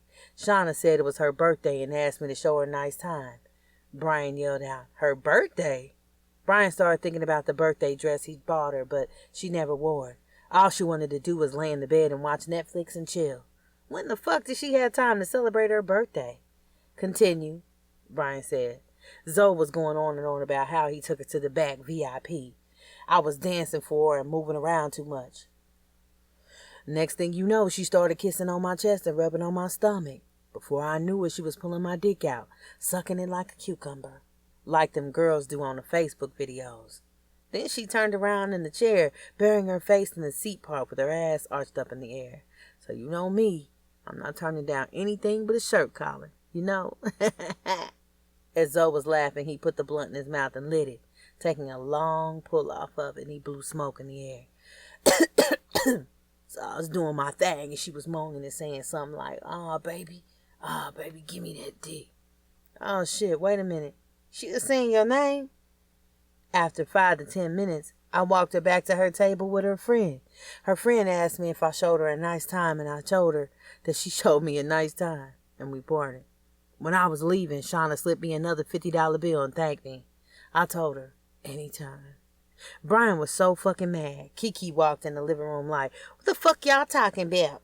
Zoe lay back on the couch like, "Me and your nigga got the same baby mama." Kiki was looking crazy and said, "Who? That bitch Kelly?" "Yep, she just left a few minutes ago," Zoe said and continued smoking. "You got bitches coming to my house now?" she yelled at Brian, but he didn't hear because he was in a daze thinking about how the fuck could Kelly do something like this. Kiki put her finger in his face.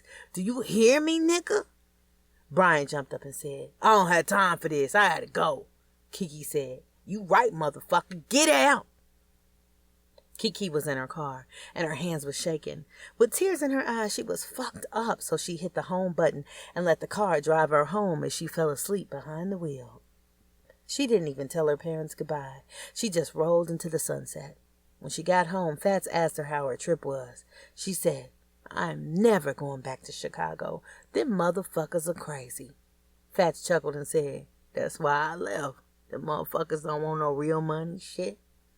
He turned back around on the couch and got back comfortable with the kids cuddled under him. Kelly said, "I want to jump in the shower.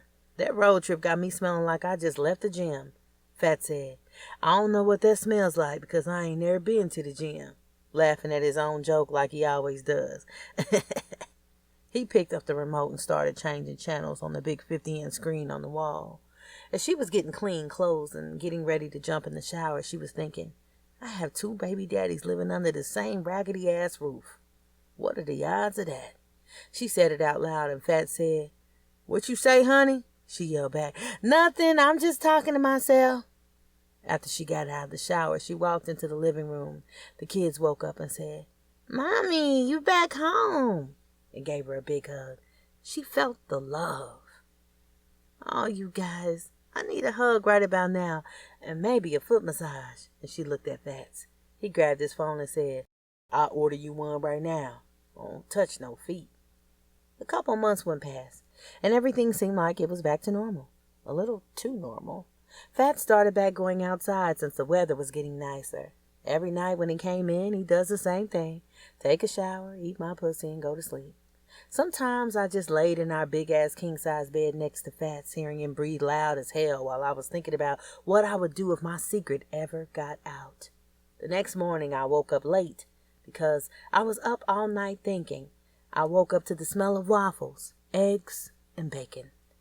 "Good morning, baby," I said as I was kissing him on the neck behind his ear. I don't respect a man that doesn't feed his family. He removed the bacon out of the air fryer. The kids were quietly sitting at the table eating cereal. James Jr. said, Mom, Dad's gonna make me his favorite pancakes. Fats looked over his shoulder and smiled and said, That's right, Junior. Fats brought the food to the table. We sat down and prayed before we stuffed our faces with food. Ring, ring, ring. Fats looked over to his phone and said, God damn it. Now every time his phone rings, I think it's going to be someone that works for Fats telling him about me and my bullshit. Hello? Yeah, I'll be there in a minute, Fats said, hanging up the phone. I can't eat with my family or take a decent shit without someone calling. As he kissed me on the forehead with his greasy lips from eating bacon, he grabbed one more strip of bacon and told the kids he loved them. The kids said, Love you back. We love you too, Dad. Even Jordan was starting to call him Dad. Chapter 9. Kelly was bored out of her mind, even though she had kids to keep her company. She wanted to go do some grown things, so she went out to the Mall of America to go shopping. She spoiled herself. She got a manicure and a pedicure and was going to get her hair done. She got everything done, and she was walking through the mall looking like a teenager, but she was pushing 31 years of age. She walked into the gym shoe store just to look around. The kids already had everything they needed, and Fats didn't wear gym shoes. He said, The motherfuckers are too heavy for me. I noticed this guy was looking at me. He had a body like Brian. I was thinking, there's nothing wrong with a little bit of flirting. So I winked my eye. This motherfucker started walking towards me and said, My name is D Nice. Kelly responded, That's what your mother named you? No, my homeboys call me by my government name, Daryl, but the ladies call me D Nice. Kelly was laughing and said, That's what the ladies call you? And why is that, young man? Give me your number, and one day you will find out. Kelly said, Cute, but boy, I'm married with kids. What do you do? He said, I rap. She was thinking, He's a cutie. I wrap my legs around his head and hump his face. With a smile, he boldly said, I won't tell nobody about us. It'll be our little secret, and I know girls love to keep secrets. Kelly said, How old are you? He replied, 19. Kelly was thinking, I need some young dick in my life right about now. Then she said, How about this? You give me your number and I'll call you when I'm ready. He went into his wallet and gave her a business card that said, D Nice Real Life Records. They shook hands and then he said, See you around. Kelly snapped back, If you see me in the streets, don't speak to me. Later on that night, Kelly was thinking about D Nice. She was thinking about taking him down. Fats fell asleep on the side of her. She slowly put her hand down between her legs, thinking about the young boy she met earlier. Then she started thinking about that dream she had about Brian in the back seat of his car. After 2 minutes, she raised her hand from the covers and they were dripping with cum. She had to go take a shower. After a week passed, she finally broke down and called Daryl. She dialed the number and put the phone up to her ear. Someone answered. Hello? She was kind of nervous, but she said, May I speak to Daryl? Speaking. This is Kelly. We met in the mall in the shoe store. Yeah, Miss Sexy. I ain't been called sexy in a while. Fats always call me baby girl. Kelly said, So what's up? Darrell said, Whatever you want to do. Kelly asked, Where you live? And surprisingly, he said, Rochester. That was cool because Kelly wasn't known in that town. She said, Can I come to visit you? He yelled through the phone, Hell yeah. She said, Cool. I'll call you when I'm in town. After driving for about an hour and 30 minutes, she arrived in Rochester. She called Daryl and said, What's up? It's me. She felt funny when he got in the car. She was thinking, What am I doing? She told him to get out. He said, What'd you say? She said, Yes. Get out and get in the back so I look like I'm an Uber driver just driving you around in case someone sees us. Okay. You smart and cute. He pushed the door handle and the back door raised up like wings. He said, Holy shit, this motherfucker's tight. As he was jumping in the back seat while pushing the button to make the door go down, this little motherfucker said, Hey, you mind listening to some of my music? He connected to Bluetooth, but I had other things in mind, so I asked him in a soft, sexy voice, So, where do you want to go? The music came on. It sounds pretty good, Kelly said. I thought you were a rapper. This sounds more like R&B. As he lay back, he said, Maybe I do it all. Kelly said. Is that right? As they pulled in the parking lot by the lakefront, they were watching the sun go down. Kelly jumped out and got in the back seat with Daryl. They started to kiss, and he was moving his tongue around in her mouth. She was all into it because his mouth did not taste like metal. Her pussy started throbbing like a mini heartbeat. He took his shirt off, and his body was filled with tattoos looking like a Chicago bridgeway. Kelly started kissing on his chest. She closed her eyes and imagined her and Brian in the back seat, and before you knew it, she was riding his dick like a horse. It was feeling so good to her, and she couldn't believe this young nigga had a dick like her first baby daddy. He was fucking her for like 45 minutes straight in the back seat. She had about 3 orgasms. Her legs were shaking just like she ran a marathon.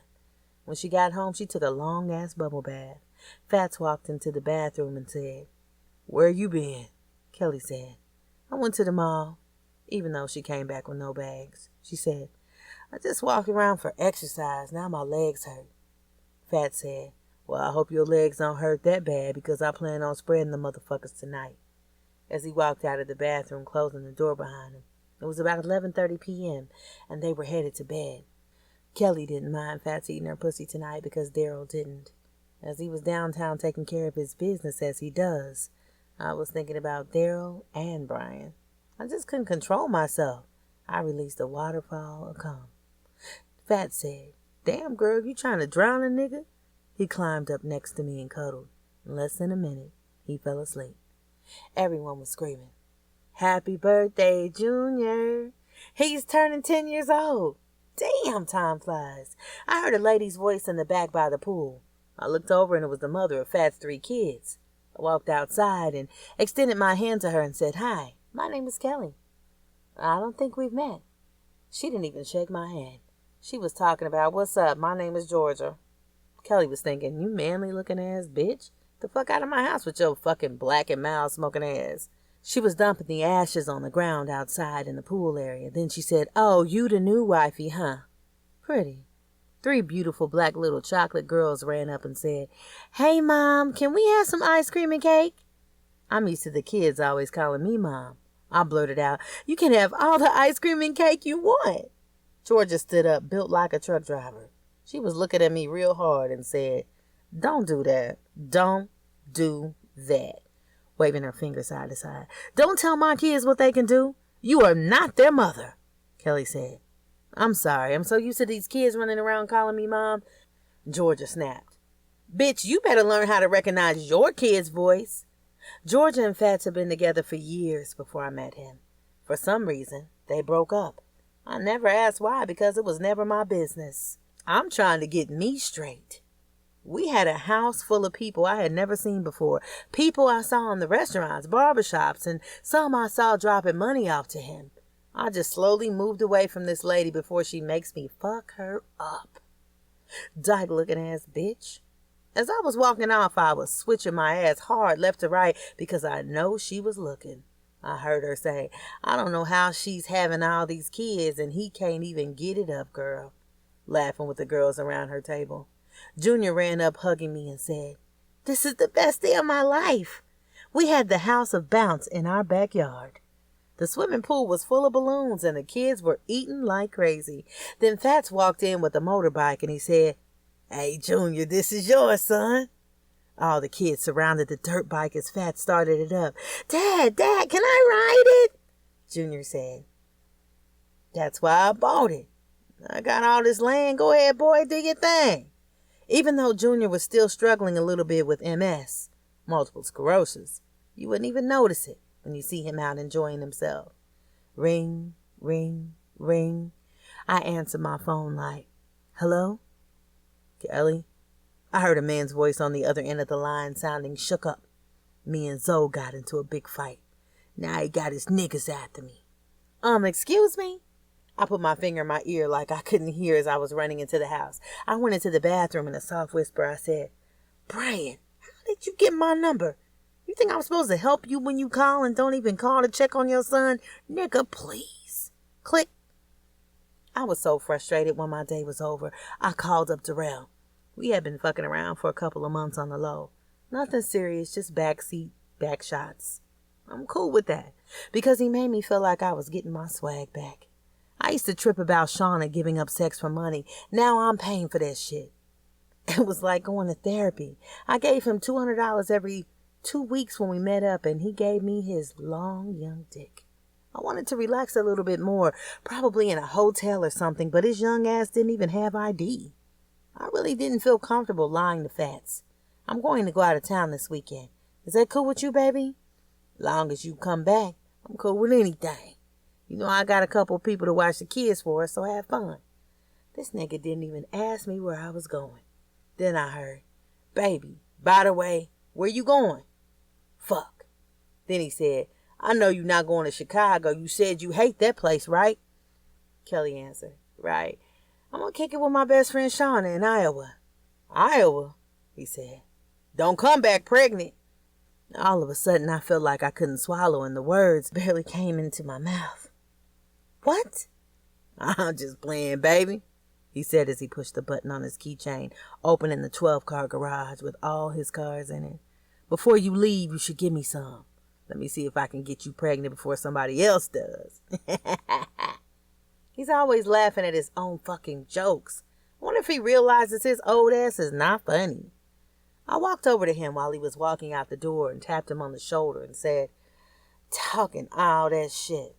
I lifted up his stomach and unbuttoned his pants. You already know I went crazy because I needed a getaway. Shit, this nigga dick stink. Maybe from running around, sitting on his ass all day, making money because he's sure not fucking nobody. Even though I didn't want to, I did it. I bent over the trunk of the all-white Rolls Royce. He stuck his dick in my pussy. For a minute, I thought he was working with something. We were fucking in the garage with the door wide open, but I guess it didn't matter because we didn't have any neighbors. I felt his fat body trembling, and all of a sudden, damn, baby, I think I need a power nap now. Now that I got that out of the way and my kids are good, it's time for my little vacation. I stopped at a gas station to gas my truck up and hit the road. While I was driving, I decided to call my mother's house. Hello? Hi, Mom. How are you and Dad doing? Oh, baby, we good. Now that the doctor gave us all this medicine, our business is starting to pick up and the checks coming in are a little bit bigger. My mom and Dad have their own t-shirt store on the corner in the neighborhood. When they started, kids were getting designs, names, and logos on a shirt. Now that the crime rate is going up, they're putting their loved ones that died on the shirt. I don't know how to feel about their business. You get paid off both. Kids are dying. Then I said, Mom, did you give Brian my number? No. Why you ask? 'Cause he called me yesterday. Well, you do have his child. I told her he didn't even ask about him. I don't know, I heard from the other end of the phone. Then I said, Mom, I'll call you guys back. I have to pump some gas and I don't want to be in front of the gas pump on the phone. Okay, bye, baby. Bye, Mom. I love you. Kelly pulled off the exit and made a right turn 2 blocks down. She made another right and pulled in a parking lot. It was a hotel. She had made reservations for the weekend. As she walked up, the doors opened up wide, and she walked up to the counter. There was a lady clerk behind the desk that said, Hello, may I help you? Yes, I made reservations for the weekend for Kelly Silver. Yes, Kelly Silver. We have you right here, top floor, right? Yes, top floor. Your room is 1201, a corner room right off the elevator as you requested. Kelly said, Lovely, lovely, I like it. Jacuzzi, nice view, all right, thank you. As she gave the lady $20, and she left the room, Kelly stood in front of the bed and fell back with her arms wide open and said, I'm free, laughing to herself. She started unpacking her stuff. She had some music playing and her lingerie laid out alongside of her personal 3-pack of Magnum condoms. She got there early so she had time to relax before the night began. She ordered some food and ate while she was watching television. Then she took a shit before she took a shower and got dressed. I called Daryl and told him what hotel I was in. He said, I'm kind of busy, but give me a minute. You know I'm coming. And started laughing. I don't know why I'm attracted to these corny-ass niggas, Kelly said. Okay, don't have me waiting all night. I spent a lot of money for this room.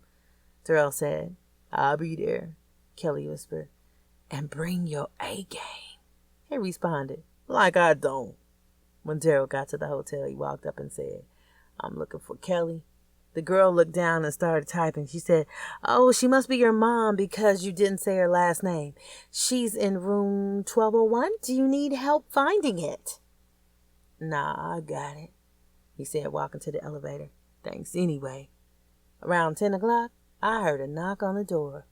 Tap, tap, tap. I opened the door in my all-black lingerie that was fitting my body perfect that I picked up from Victoria's Secret. He walked in right past me and said, "Where the drink and the smoke? Let's party." This nigga don't notice good pussy when he sees it. I was thinking as he sat down on the bed. He kicked off his shoes and said, "Can I smoke in here? I'll go to the bathroom." I said, "I guess, but cut the fan on." I locked the door and walked over toward the TV like I was looking for something so he can see my ass. I had on a thong for a reason. He smacked my ass with his right hand and said, "Slow down, Ma. Let's get to know each other." "Talk about what?" "Fucking, I hope, because I'm not trying to be this little nigga's sugar mama." "Okay, you want to be grown?" I picked up the phone and I told room service to bring me up their best red wine. I started to run the jacuzzi water and put bubbles in it. As the water was running, room service knocked on the door. I said, "Can you get that, please?" He said, "No problem."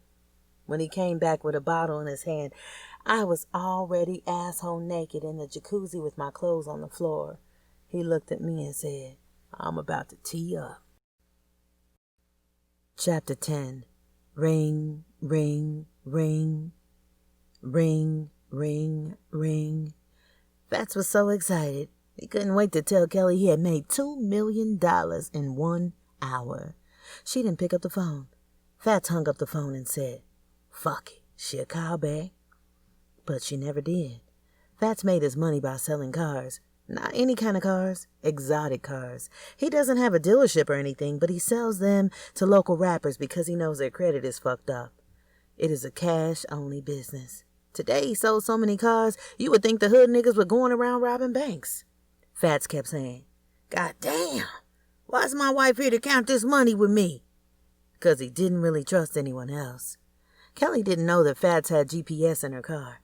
That's how it knows how to go home. He opens up the app on his phone and looked her up. It says she was in Rochester, Minnesota. He thought maybe she stopped there to get some rest. Not worrying about it, he continued to count his money by himself. When Kelly got home, Fats was smiling ear to ear. "Baby, you won't believe this shit." "Wait, what? What happened?" Ring, ring, ring. Fats reached for his phone and said, "Yo," thinking it was one of his homeboys. "Hello, may I speak with Mr. or Mrs. Silver?" Clearing his throat, he said, "This James speaking. How can I help you?" "I'm sorry, sir, but we are going to have to charge your credit card for destroying property." "Destroying property? The fuck you talking about?" Kelly quickly got up and walked off. The lady said, "Yes, sir. The hotel you had here in Rochester?" Fat said, "How much is it for the damages, ma'am?" $2,500. "What the fuck?" "Okay, do what you gotta do." And he hung up the phone. He yelled for Kelly. "Kelly, you got something to tell me?" Kelly said, "What are you talking about?" He said, "You had a hotel room in Rochester." She put her hand on her hip and said, "Yeah." "Why the fuck are they calling, talking about $2,500 because we destroyed their property?" Kelly said, "I didn't destroy shit. I got a hotel because my head was hurting and I thought I should stop and relax for a minute. I got a jacuzzi room. I ran some bath water and ordered some wine. I just relaxed. I even cut my ringer off." Fat said, "That's why you didn't answer my call last night?" "I ain't even see that you called last night. I remember when I was walking out, some kids were playing up and down the hallway. They probably went into my room and destroyed the place. Who knows? I don't live in that fucking town." She turned around and walked off. I heard him yell, "That shit ain't coming out of my money, it's coming out of yours." Even though all the money I have is the money he gave me. Then I heard the door slam. I twisted both knobs on the deep old-school tub he had in the upstairs bathroom. I need this bath water with some Epsom salt because my body was aching. I undressed and put my toes in the water to make sure it was the right temperature. I laid back and closed my eyes with the towel over my face. I dozed off and started thinking about the weekend. Then I started dreaming about it. I remember me shaving, making sure my legs didn't have any stubble. Then I shaved the middle part of my body, nice and smooth. I left a small patch on my pussy. When Daryl saw me asshole naked getting out of the jacuzzi, he lay back and watched me licking his lips. Then he got out. When he stood up, his dick was standing out like a tree branch. As I was reaching for the towel, he snatched it out of my hand and said, "What's that for?" I handed him a condom from my purse. He ripped open the box, tore the wrapper off with his teeth, and he handed it back to me and said, "You put it on." Feeling like a teenager again, I started thinking about the videos I have seen, and I put it on the tip of his dick and used my teeth to roll it back. I wasn't a pro, but he was enjoying himself. Then I started choking, but I ain't pulled back. I can't go on with my eyes watering like this. "Ooh, baby," he moaned. So I kept going down until I felt his pubic hair on my nose, so I knew I was done. We fucked about 3 or 4 times, doggy style. He even made love to me. We fell asleep and woke up and was at it again. This one particular time he had his friend come over and drop off some weed and a bottle of Hennessy. I didn't see his friend, but I heard his voice. "What you on, bro?" I heard them whispering and giggling about some furniture. Whatever. Daryl sat back in the chair in his boxers. He was rolling a blunt. As he was breaking down the green, he was taking shots of Hennessy. He asked me, "Do you drink or smoke?" I said, "Nah, that shit gets me in trouble." He sparked up the blunt, passed it to me, and said, "I like trouble." I took a couple of shots and a couple of pulls. This time I ain't even coughed. He said, "You inhale that smoke like a champ." I smiled at him and said, "'Cause I'm that bitch," laughing as I was passing it back to him. After that, he got wild. We were having pillow fights and laughing. I felt like a teenager. Then he started to move things off the dresser. The TV, my phone, his money. He just cleared the way. Then he looked at me with his creepy smile and said, "I have a surprise for you." He pulled out a blue handkerchief from his back pocket. You know, the ones like the Crips wear? He put me on the edge of the bed and covered my eyes so I couldn't see. He didn't have to take my panties off because I was just wearing a t-shirt. He lay me back and lifted my legs in the air and opened them up. I was thinking to myself, I know he's not. He's too young. I felt his tongue and my legs started shaking. To my surprise, he noticed I shaved. He said, "I like that little triangle of hair on your homegirl. She looked good enough to eat." He put his whole face between my legs. He was licking up and down, kissing it. I swear I felt him stop for 1 second and spit in my pussy. He had me so wet, but not like Fats had my pussy. Usually it was natural juices, but he had my shit so wet I thought my heart was gonna slide out. Then I heard him say, "Keep your legs up and open." I heard some rumbling, bloom, bloom, bloom, bloom, bloom. Now you about to find out why they call me T-Nice. I tried to peek from under the bandana to make sure he was trying to take some shit out of my purse. All of a sudden, I felt his dick slamming in me. I don't know what the fuck he did, but my pussy was squirting like a motherfucker. I didn't even know I could do that. It was coming down my legs and the bed. He started moving his hips, taking it in and out. It sounded like his truck oil. I hurried up and grabbed the pillow. I put it over my face and was screaming into it. "Oh, shit. Oh, shit."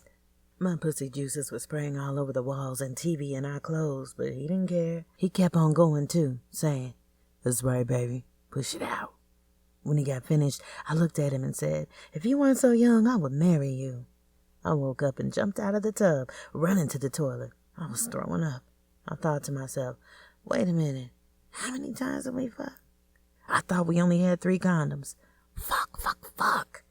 I hurried up and got dressed and brushed my teeth. While I was rinsing my mouth with mouthwash, I heard the garage door opening up. It was Fats. "Baby, you here?" "Yes, I'm upstairs. I'm still in the bathroom." "Damn, baby, you been here all this time?" "Yeah," Kelly said. "I fucked around and dozed off," he said to me. "I had to go out of town." As I was brushing my hair with my head leaning to the side, I said, "So, where are you going?" He said, "Chicago. Won't you come with me?" I turned around and looked at him. I know, you don't like that fucking place anymore, but they fucking with my money. And it's right down the street from your house. Remember I was telling you about that, Mr. G's?" "Yes, I remember." Well, will you go? Let me think about it, Kelly said. Fats turned around and was heading out of the door when he said, You have 30 minutes to think about it. 30 minutes? Kelly yelled. Yep, 30 minutes. No, I don't waste no time for shit I love. How do you think you moved in so fast? Yes, I can tell him to get a hotel room and I can put it down on him. So if I'm pregnant, I can say it's his again. Yes, I'll go, Kelly said, sounding happy. Fat said, That's my baby girl. I'm gonna have to get you something special. Should we bring the kids to meet your mom? I would like to meet her too. Kelly said, I would love to, but I would really love for you to get a hotel room so we can spend some time alone. When I was in my hotel room relaxing, all I did was think about you. Fat said, I'm making reservations now. When they got to Chicago, they stopped at the hotel to check in. Walking in the lobby, I was looking around. This is nice. Real nice. That's right, baby. Only the nicest things for my girl. That's when Fats reached over and smacked her on the ass. And that motherfucker was shaking for like 5 seconds in the black tight leggings Kelly had on. Kelly laughed and said, All right now, don't start anything. Hello, may I help you?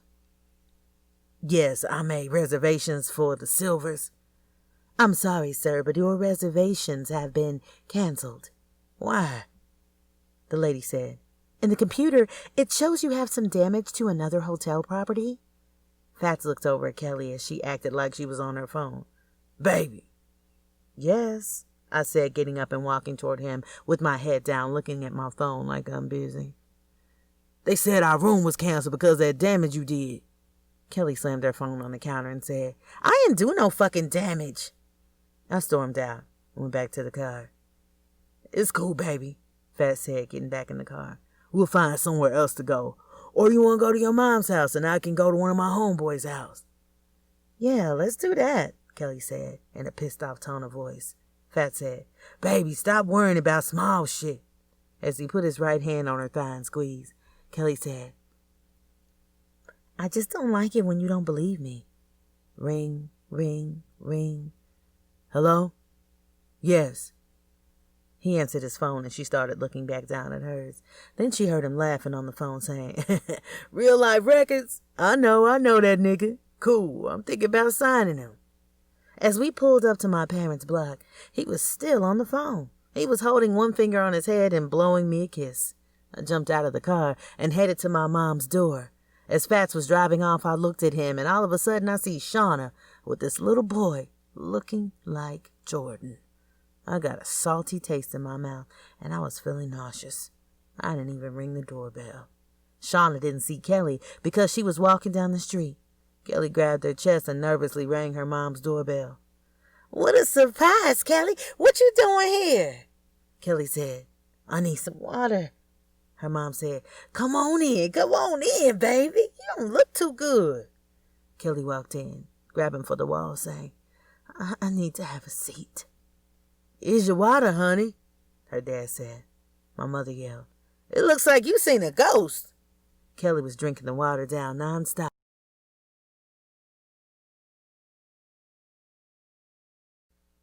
Chapter 11. Shauna was 6 months pregnant. She was scared and didn't know what to do. She needed help, so she called Brian and told him she was pregnant. Brian was pissed off because of the way she finessed him, but he just got kicked out of Kiki's house, so he listened to her explain herself.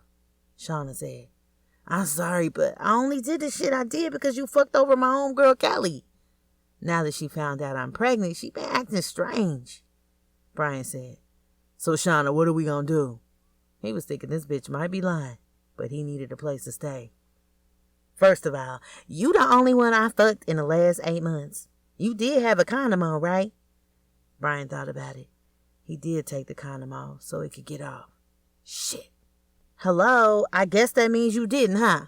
Fuck. Brian answered, Nah, girl. That pussy was so wet, I had to feel the inside. Shauna laughed and said, Boy, stop playing, but for real, what we gonna do? Brian said, Let's link up and talk about it. Okay? Shauna said, Tonight?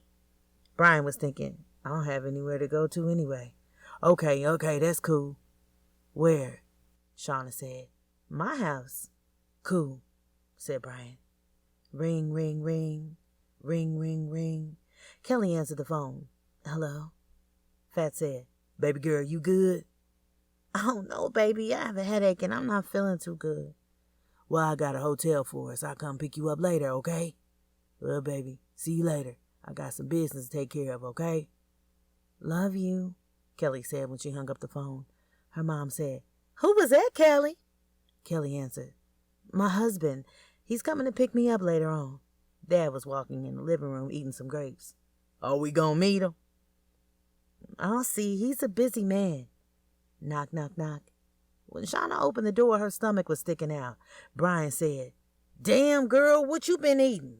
Shauna put her right hand on her stomach and started rubbing inside. From the looks of it, dick, motherfucker. They both started laughing. Come on in and have a seat. You want something to drink? Whatever you like, Brian said. Crystal Light? Cool. Okay. He was sitting on the sofa looking around, thinking I could live here.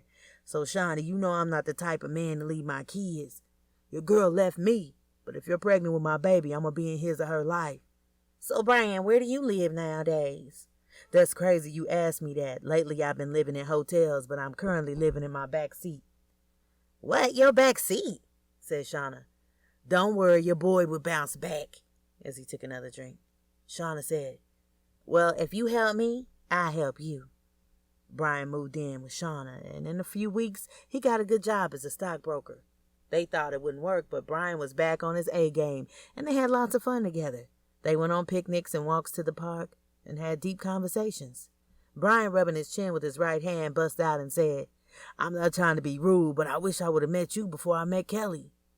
Shauna kissed him on the lips and said, Well, you got me now? She grabbed his hand and they started back walking.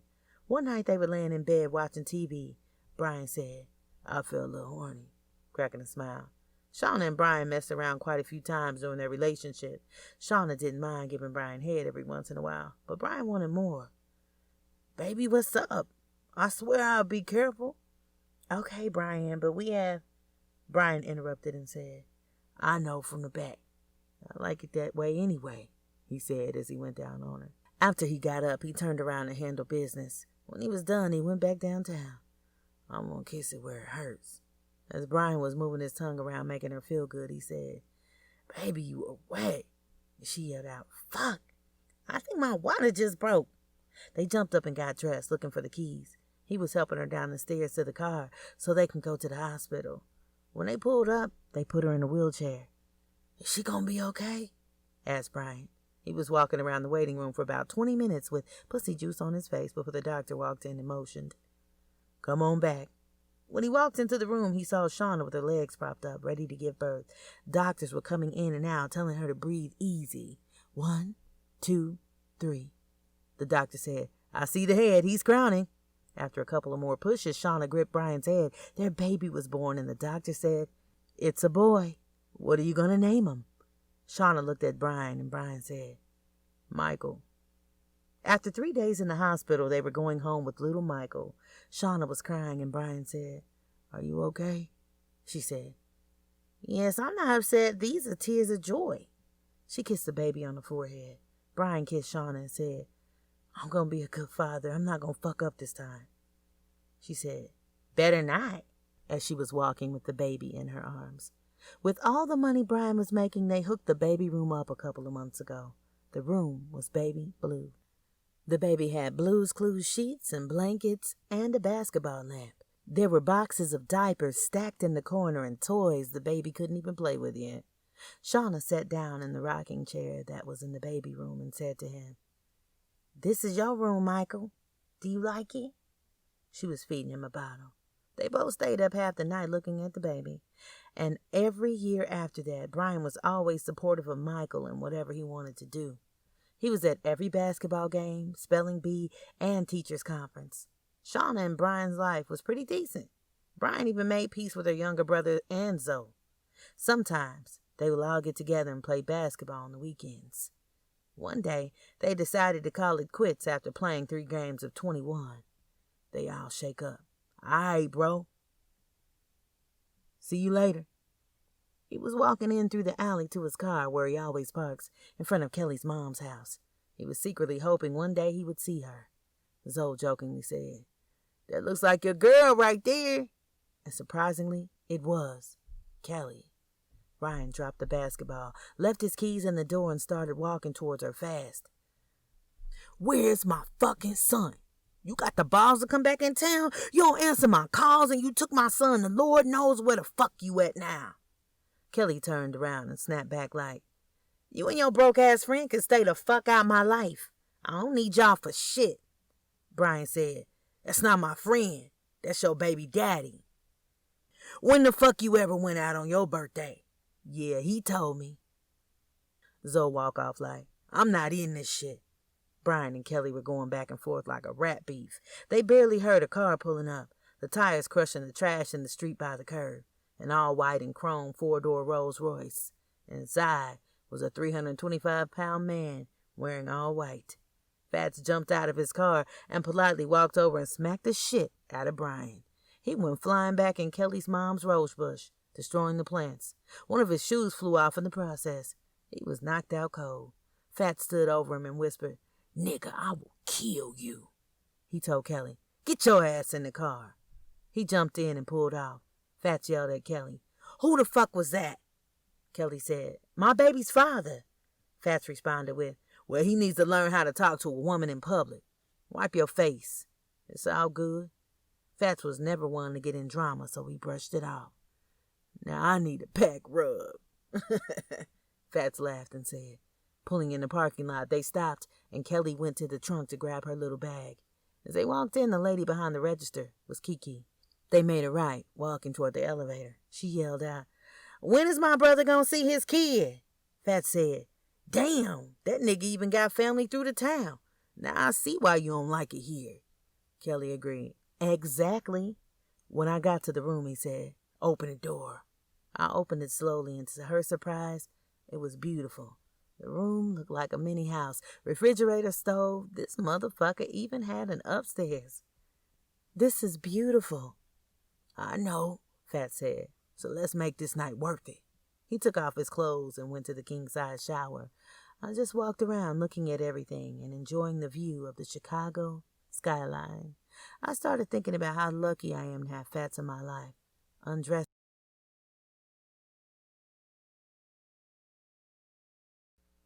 Chapter 12.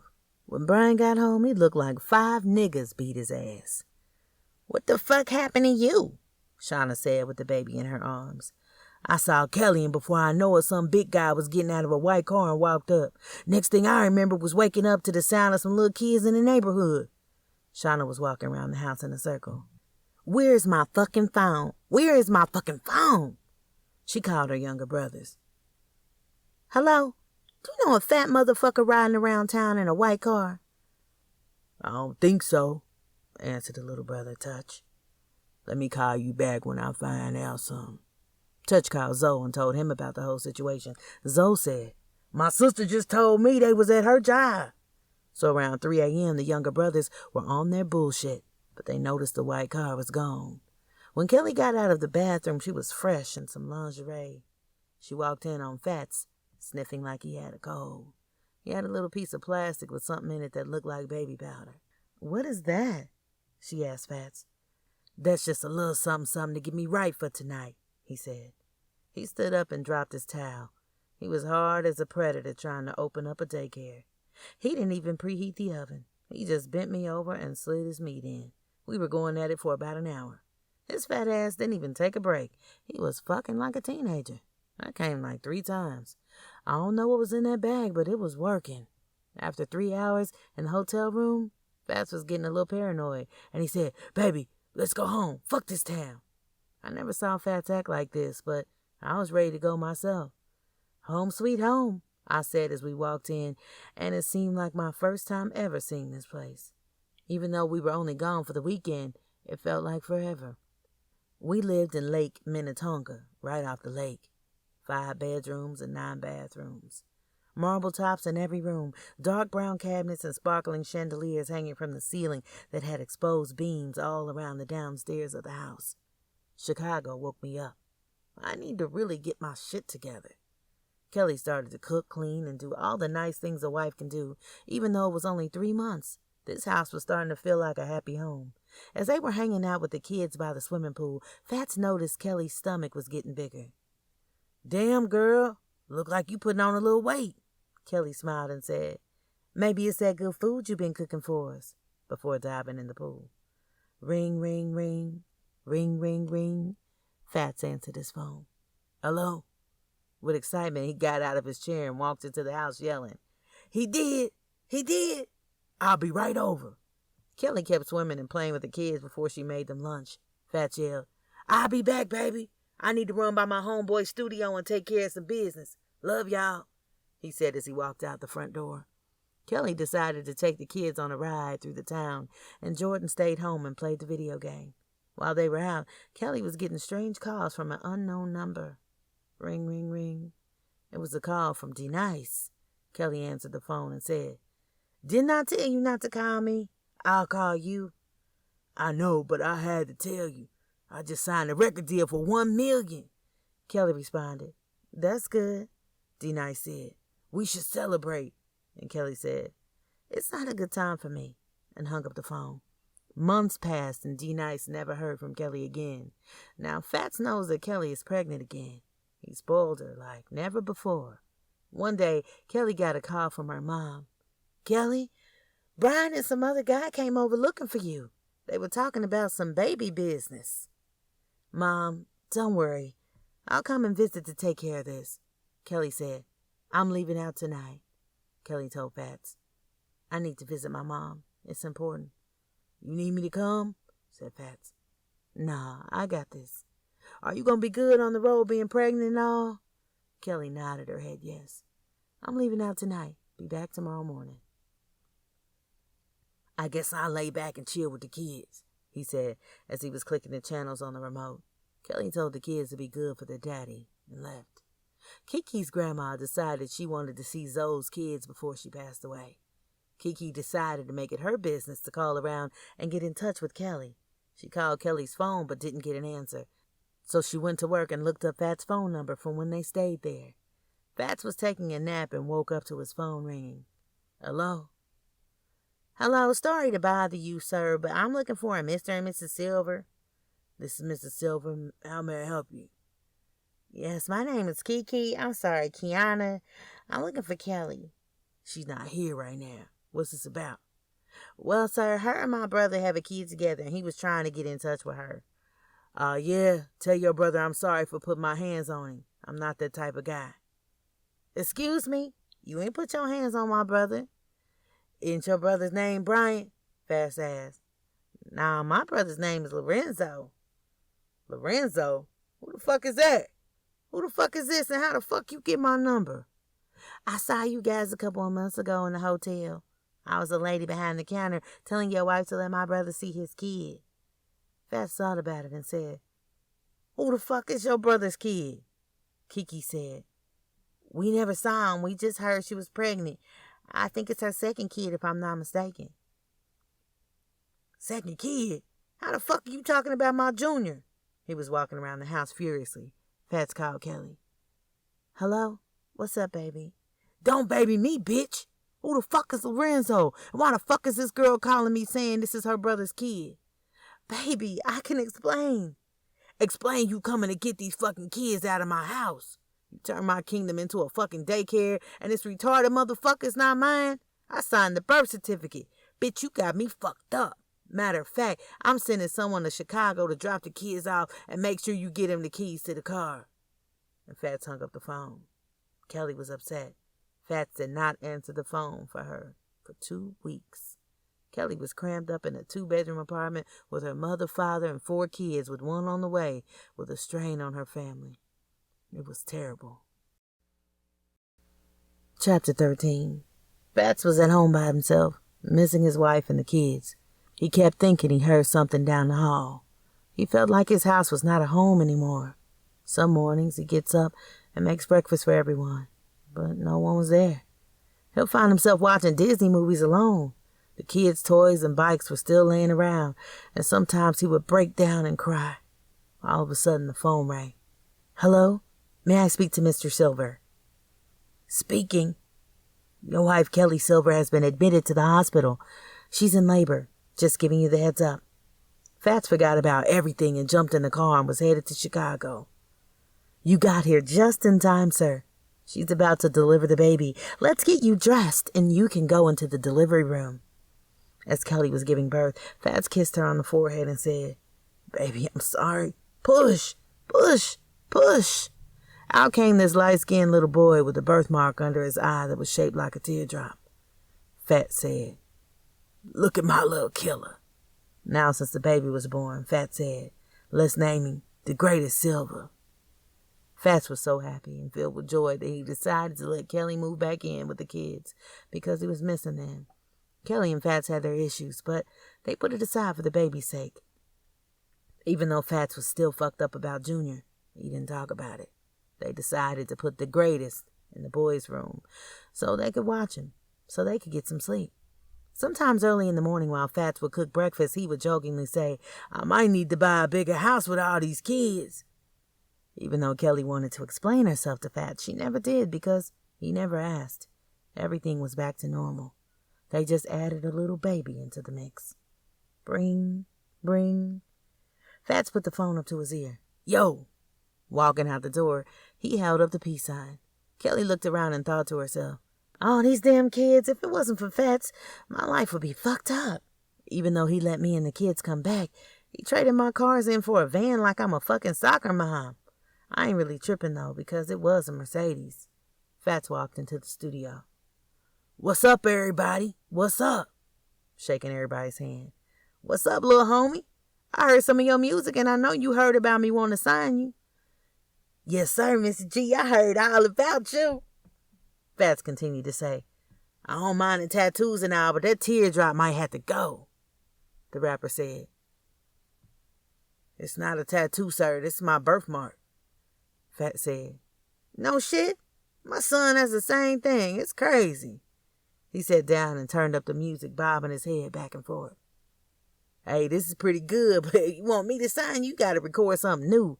Fuck good, something great and new, and we can do business. He held out his hand ready for a firm shake.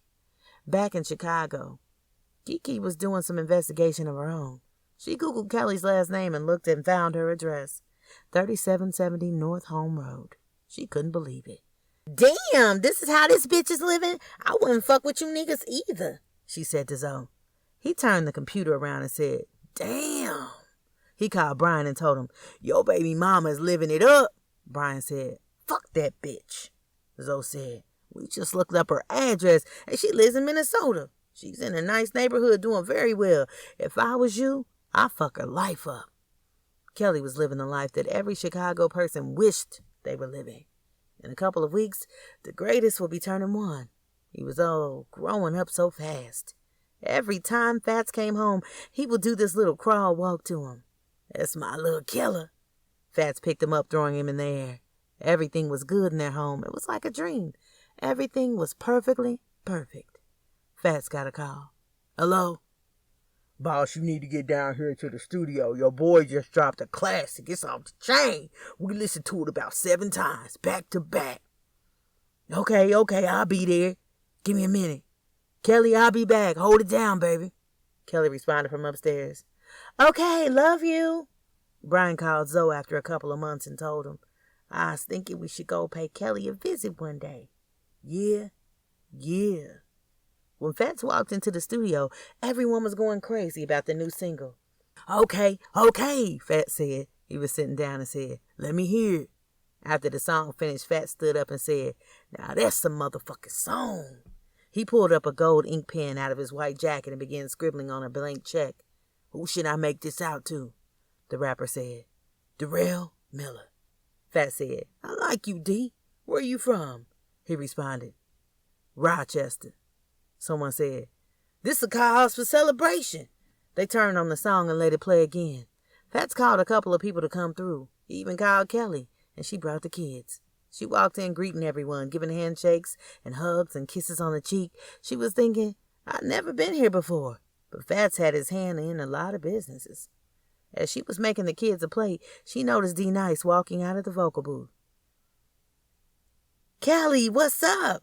He walked over to her with his arms open, ready for a hug. Fats quickly jumped between them, pushed him back, and said, "What the fuck are you doing?" D-Nice was falling back and pulled out a gun and pointed at Fats' face and said, "Fuck wrong with you, man? That's my homegirl." Fats yelled out, "This is my motherfucking wife, nigga. How the fuck you know her?" With his finger on the trigger, he yelled out in front of the kids and his friends, "I've been fucking her for 2 years now." Fats said, "Get the kids out of here. This little nigga wants to be a gangster rapper. Let's see if you really about that life." He looked over at Kelly and said, "Me and you gonna talk later." He looked at D-Nice and noticed he looked a lot like his son and charged him. He pushed him into the mixing board, destroying the whole studio. Even though D-Nice had a gun, Fats was throwing him around like a rag doll. "Little motherfucker, I'm gonna kill you." Kelly was so scared she didn't know what to do. She drove the kids home, but at the same time was feeling bad about the whole situation. As she was pulling up to the front gate, she noticed a car sitting out front. Inside the car was Brian, Zoe, Shauna.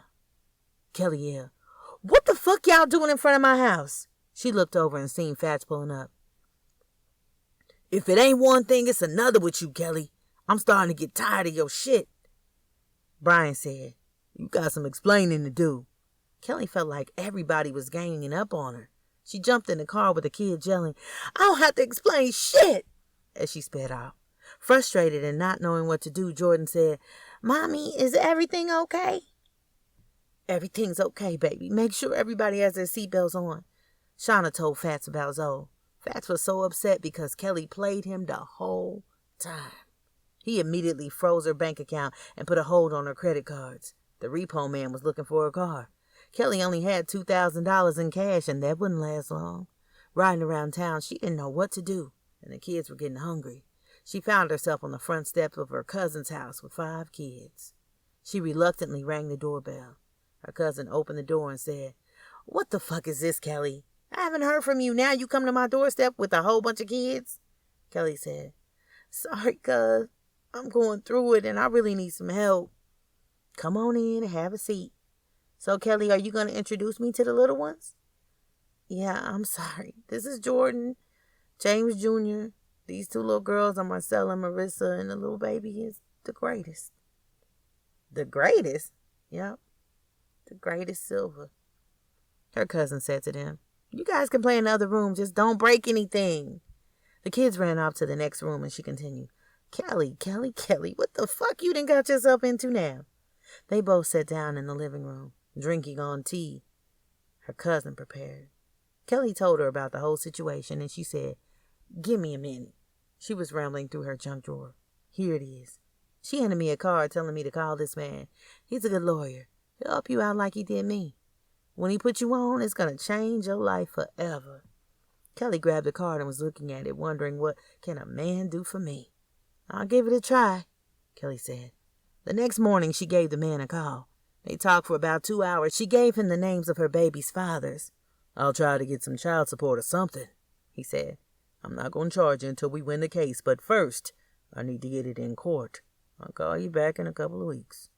Fats found out Kelly was still in Minnesota but didn't know where her cousin stayed, so he decided to wait around the parking lot of MOA, hoping to see Kelly's car in the parking lot. As he was making his rounds through the parking lot, he noticed D-Nice walking to his car. As Fats rolled up on them, D-Nice was thinking it was Kelly because he recognized the white Tesla. He started smiling until the window rolled down and he noticed it was Fats. Fats said, "What's up, little homie? We need to talk. Business is business. We're not going to let some bullshit get in the way of our money." D-Nice nodded his head in agreement. Fats said, "Get in the car. Let's talk." As he was getting in the car radio blasted, "Bluetooth connecting." Fats snapped. He reached back with his right hand and smacked the shit out of D-Nice. During the struggle, D-Nice pulled out a .38 handgun and let off 4 shots. The loud noise alerted the security guards and they had a big standoff. D-Nice wasn't going, so he pulled the gun on himself, and with the last shot, he ended his life. Kelly was in the kitchen making dinner for the kids when she heard the TV in the background. "Breaking news, 2 males were killed in the Mall of America parking lot." She yelled out, "Kids, y'all need to be watching that. Change the channel." Jordan grabbed the remote and changed it to another station for some cartoons to watch. Kelly's phone was going off back to back, but she didn't answer it because she was busy. When she finally did, it was her cousin. "Girl, you heard what happened?" "No." Her cousin continued, "Man, some shit happened at the mall. It went down." Another call was coming through on the other line. It was her lawyer. Shit, hold on. I need to answer this call. She clicked over, excited to hear some good news. Hello? Hello, I'm sorry, Miss Silver, to be calling you on this short notice, but I have some bad news. She was thinking to herself, I won't be getting any child support from these motherfuckers. But what came out of his mouth, she couldn't believe. Brian and Lorenzo have open cases, but I'm sorry to tell you that your husband is deceased. She dropped the phone in disbelief and broke down crying. She kept saying, This can't be true. This can't be true. Before he hung up, he offered his condolences. The kids ran over and were saying, Mommy, are you okay? She was hugging the kids, saying, Everything's going to be fine, trying her best to keep it together. She didn't even know what happened. Maybe a drug deal went bad or someone tried to rob him for his car. Kelly didn't know what to think. Her brain was scrambled like eggs. She snapped back to reality as she smelled the food burning on the stove. She jumped when her phone rang again. It was her cousin. Why'd you hang up on me? I didn't get a chance to tell you what happened at the mall. 2 guys were found dead in a car that looks like your old shit. Kelly broke down and said, That was my husband. She continued crying, telling the kids to go take a nap. Jordan said, Mom, we ain't even eat yet. She snapped out, Just go lay down. She kept saying to herself, This is fucked up. Chapter 14. After a couple of days, Kelly got the strength to call some people Fats did business with. To her surprise, they had everything put together for him. They even took care of me and the kids. We were all dressed in white. Everything was beautiful. White benches were all lined up in an all-white room. White silky drapes were hanging from the ceiling. They even had 2 white horses to carry the all-white casket he was in. I didn't know if we were at a wedding or a church service. He was laying there like he was asleep in his all-white tuxedo. They did a beautiful job on him, even though he got shot in the face, neck, arms, and stomach. It almost looked like he lost a little weight. The kids were asking what was going on. I told them, It's time to tell your father that we love him and say our final goodbyes. After the service, we went to the burial site where people sang songs, recited poems, and released 20 white doves. It was beautiful, something I had never seen before. Everyone was giving me hugs and little white envelopes, and they all were saying sorry for your loss. Before we gathered up and headed to the family vehicle to be dropped off, a man walked up to me and handed me some keys and a white book. We drove off, and I opened the book. It was all Fat's business plans. So I guess I'm in charge now, not knowing where we were going because of the white curtains on the window. We pulled up at Fat's house, and they opened the door. The kids were so excited, screaming, We're home! I looked in my purse to get the keys and opened the door. It felt like a dream. We all ran around looking like this is new to us.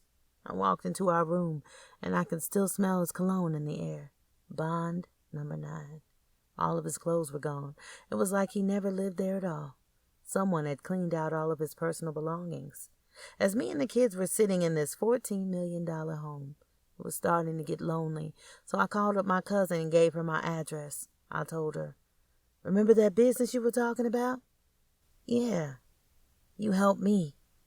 Now it's time for me to help you. One thing they did give to me was his all-white cell phone. They left the cars, the money in the safe, but they even took his all-white toothbrush. I guess this is a new beginning for me. The end.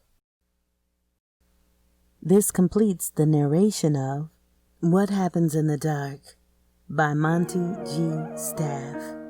Narrated by Joyce Licorice. Copyright 2020. All rights reserved. Self-published by Monty G. Staff. The end. Don't wanna leave, I can't see you with nobody else. Don't wanna hurt you, but I feel like I'm hurting myself. See for counseling, I know I need help. It ain't you, baby girl, I need to help myself. I always had childish ways, it's time to grow up. And it's gonna break my kids' heart if I tell them that we broke up. It's like the older we get, we can't see eye to eye. But seeing us on our separate ways, it make me wanna cry. The other day my daughter asked her, do we love each other?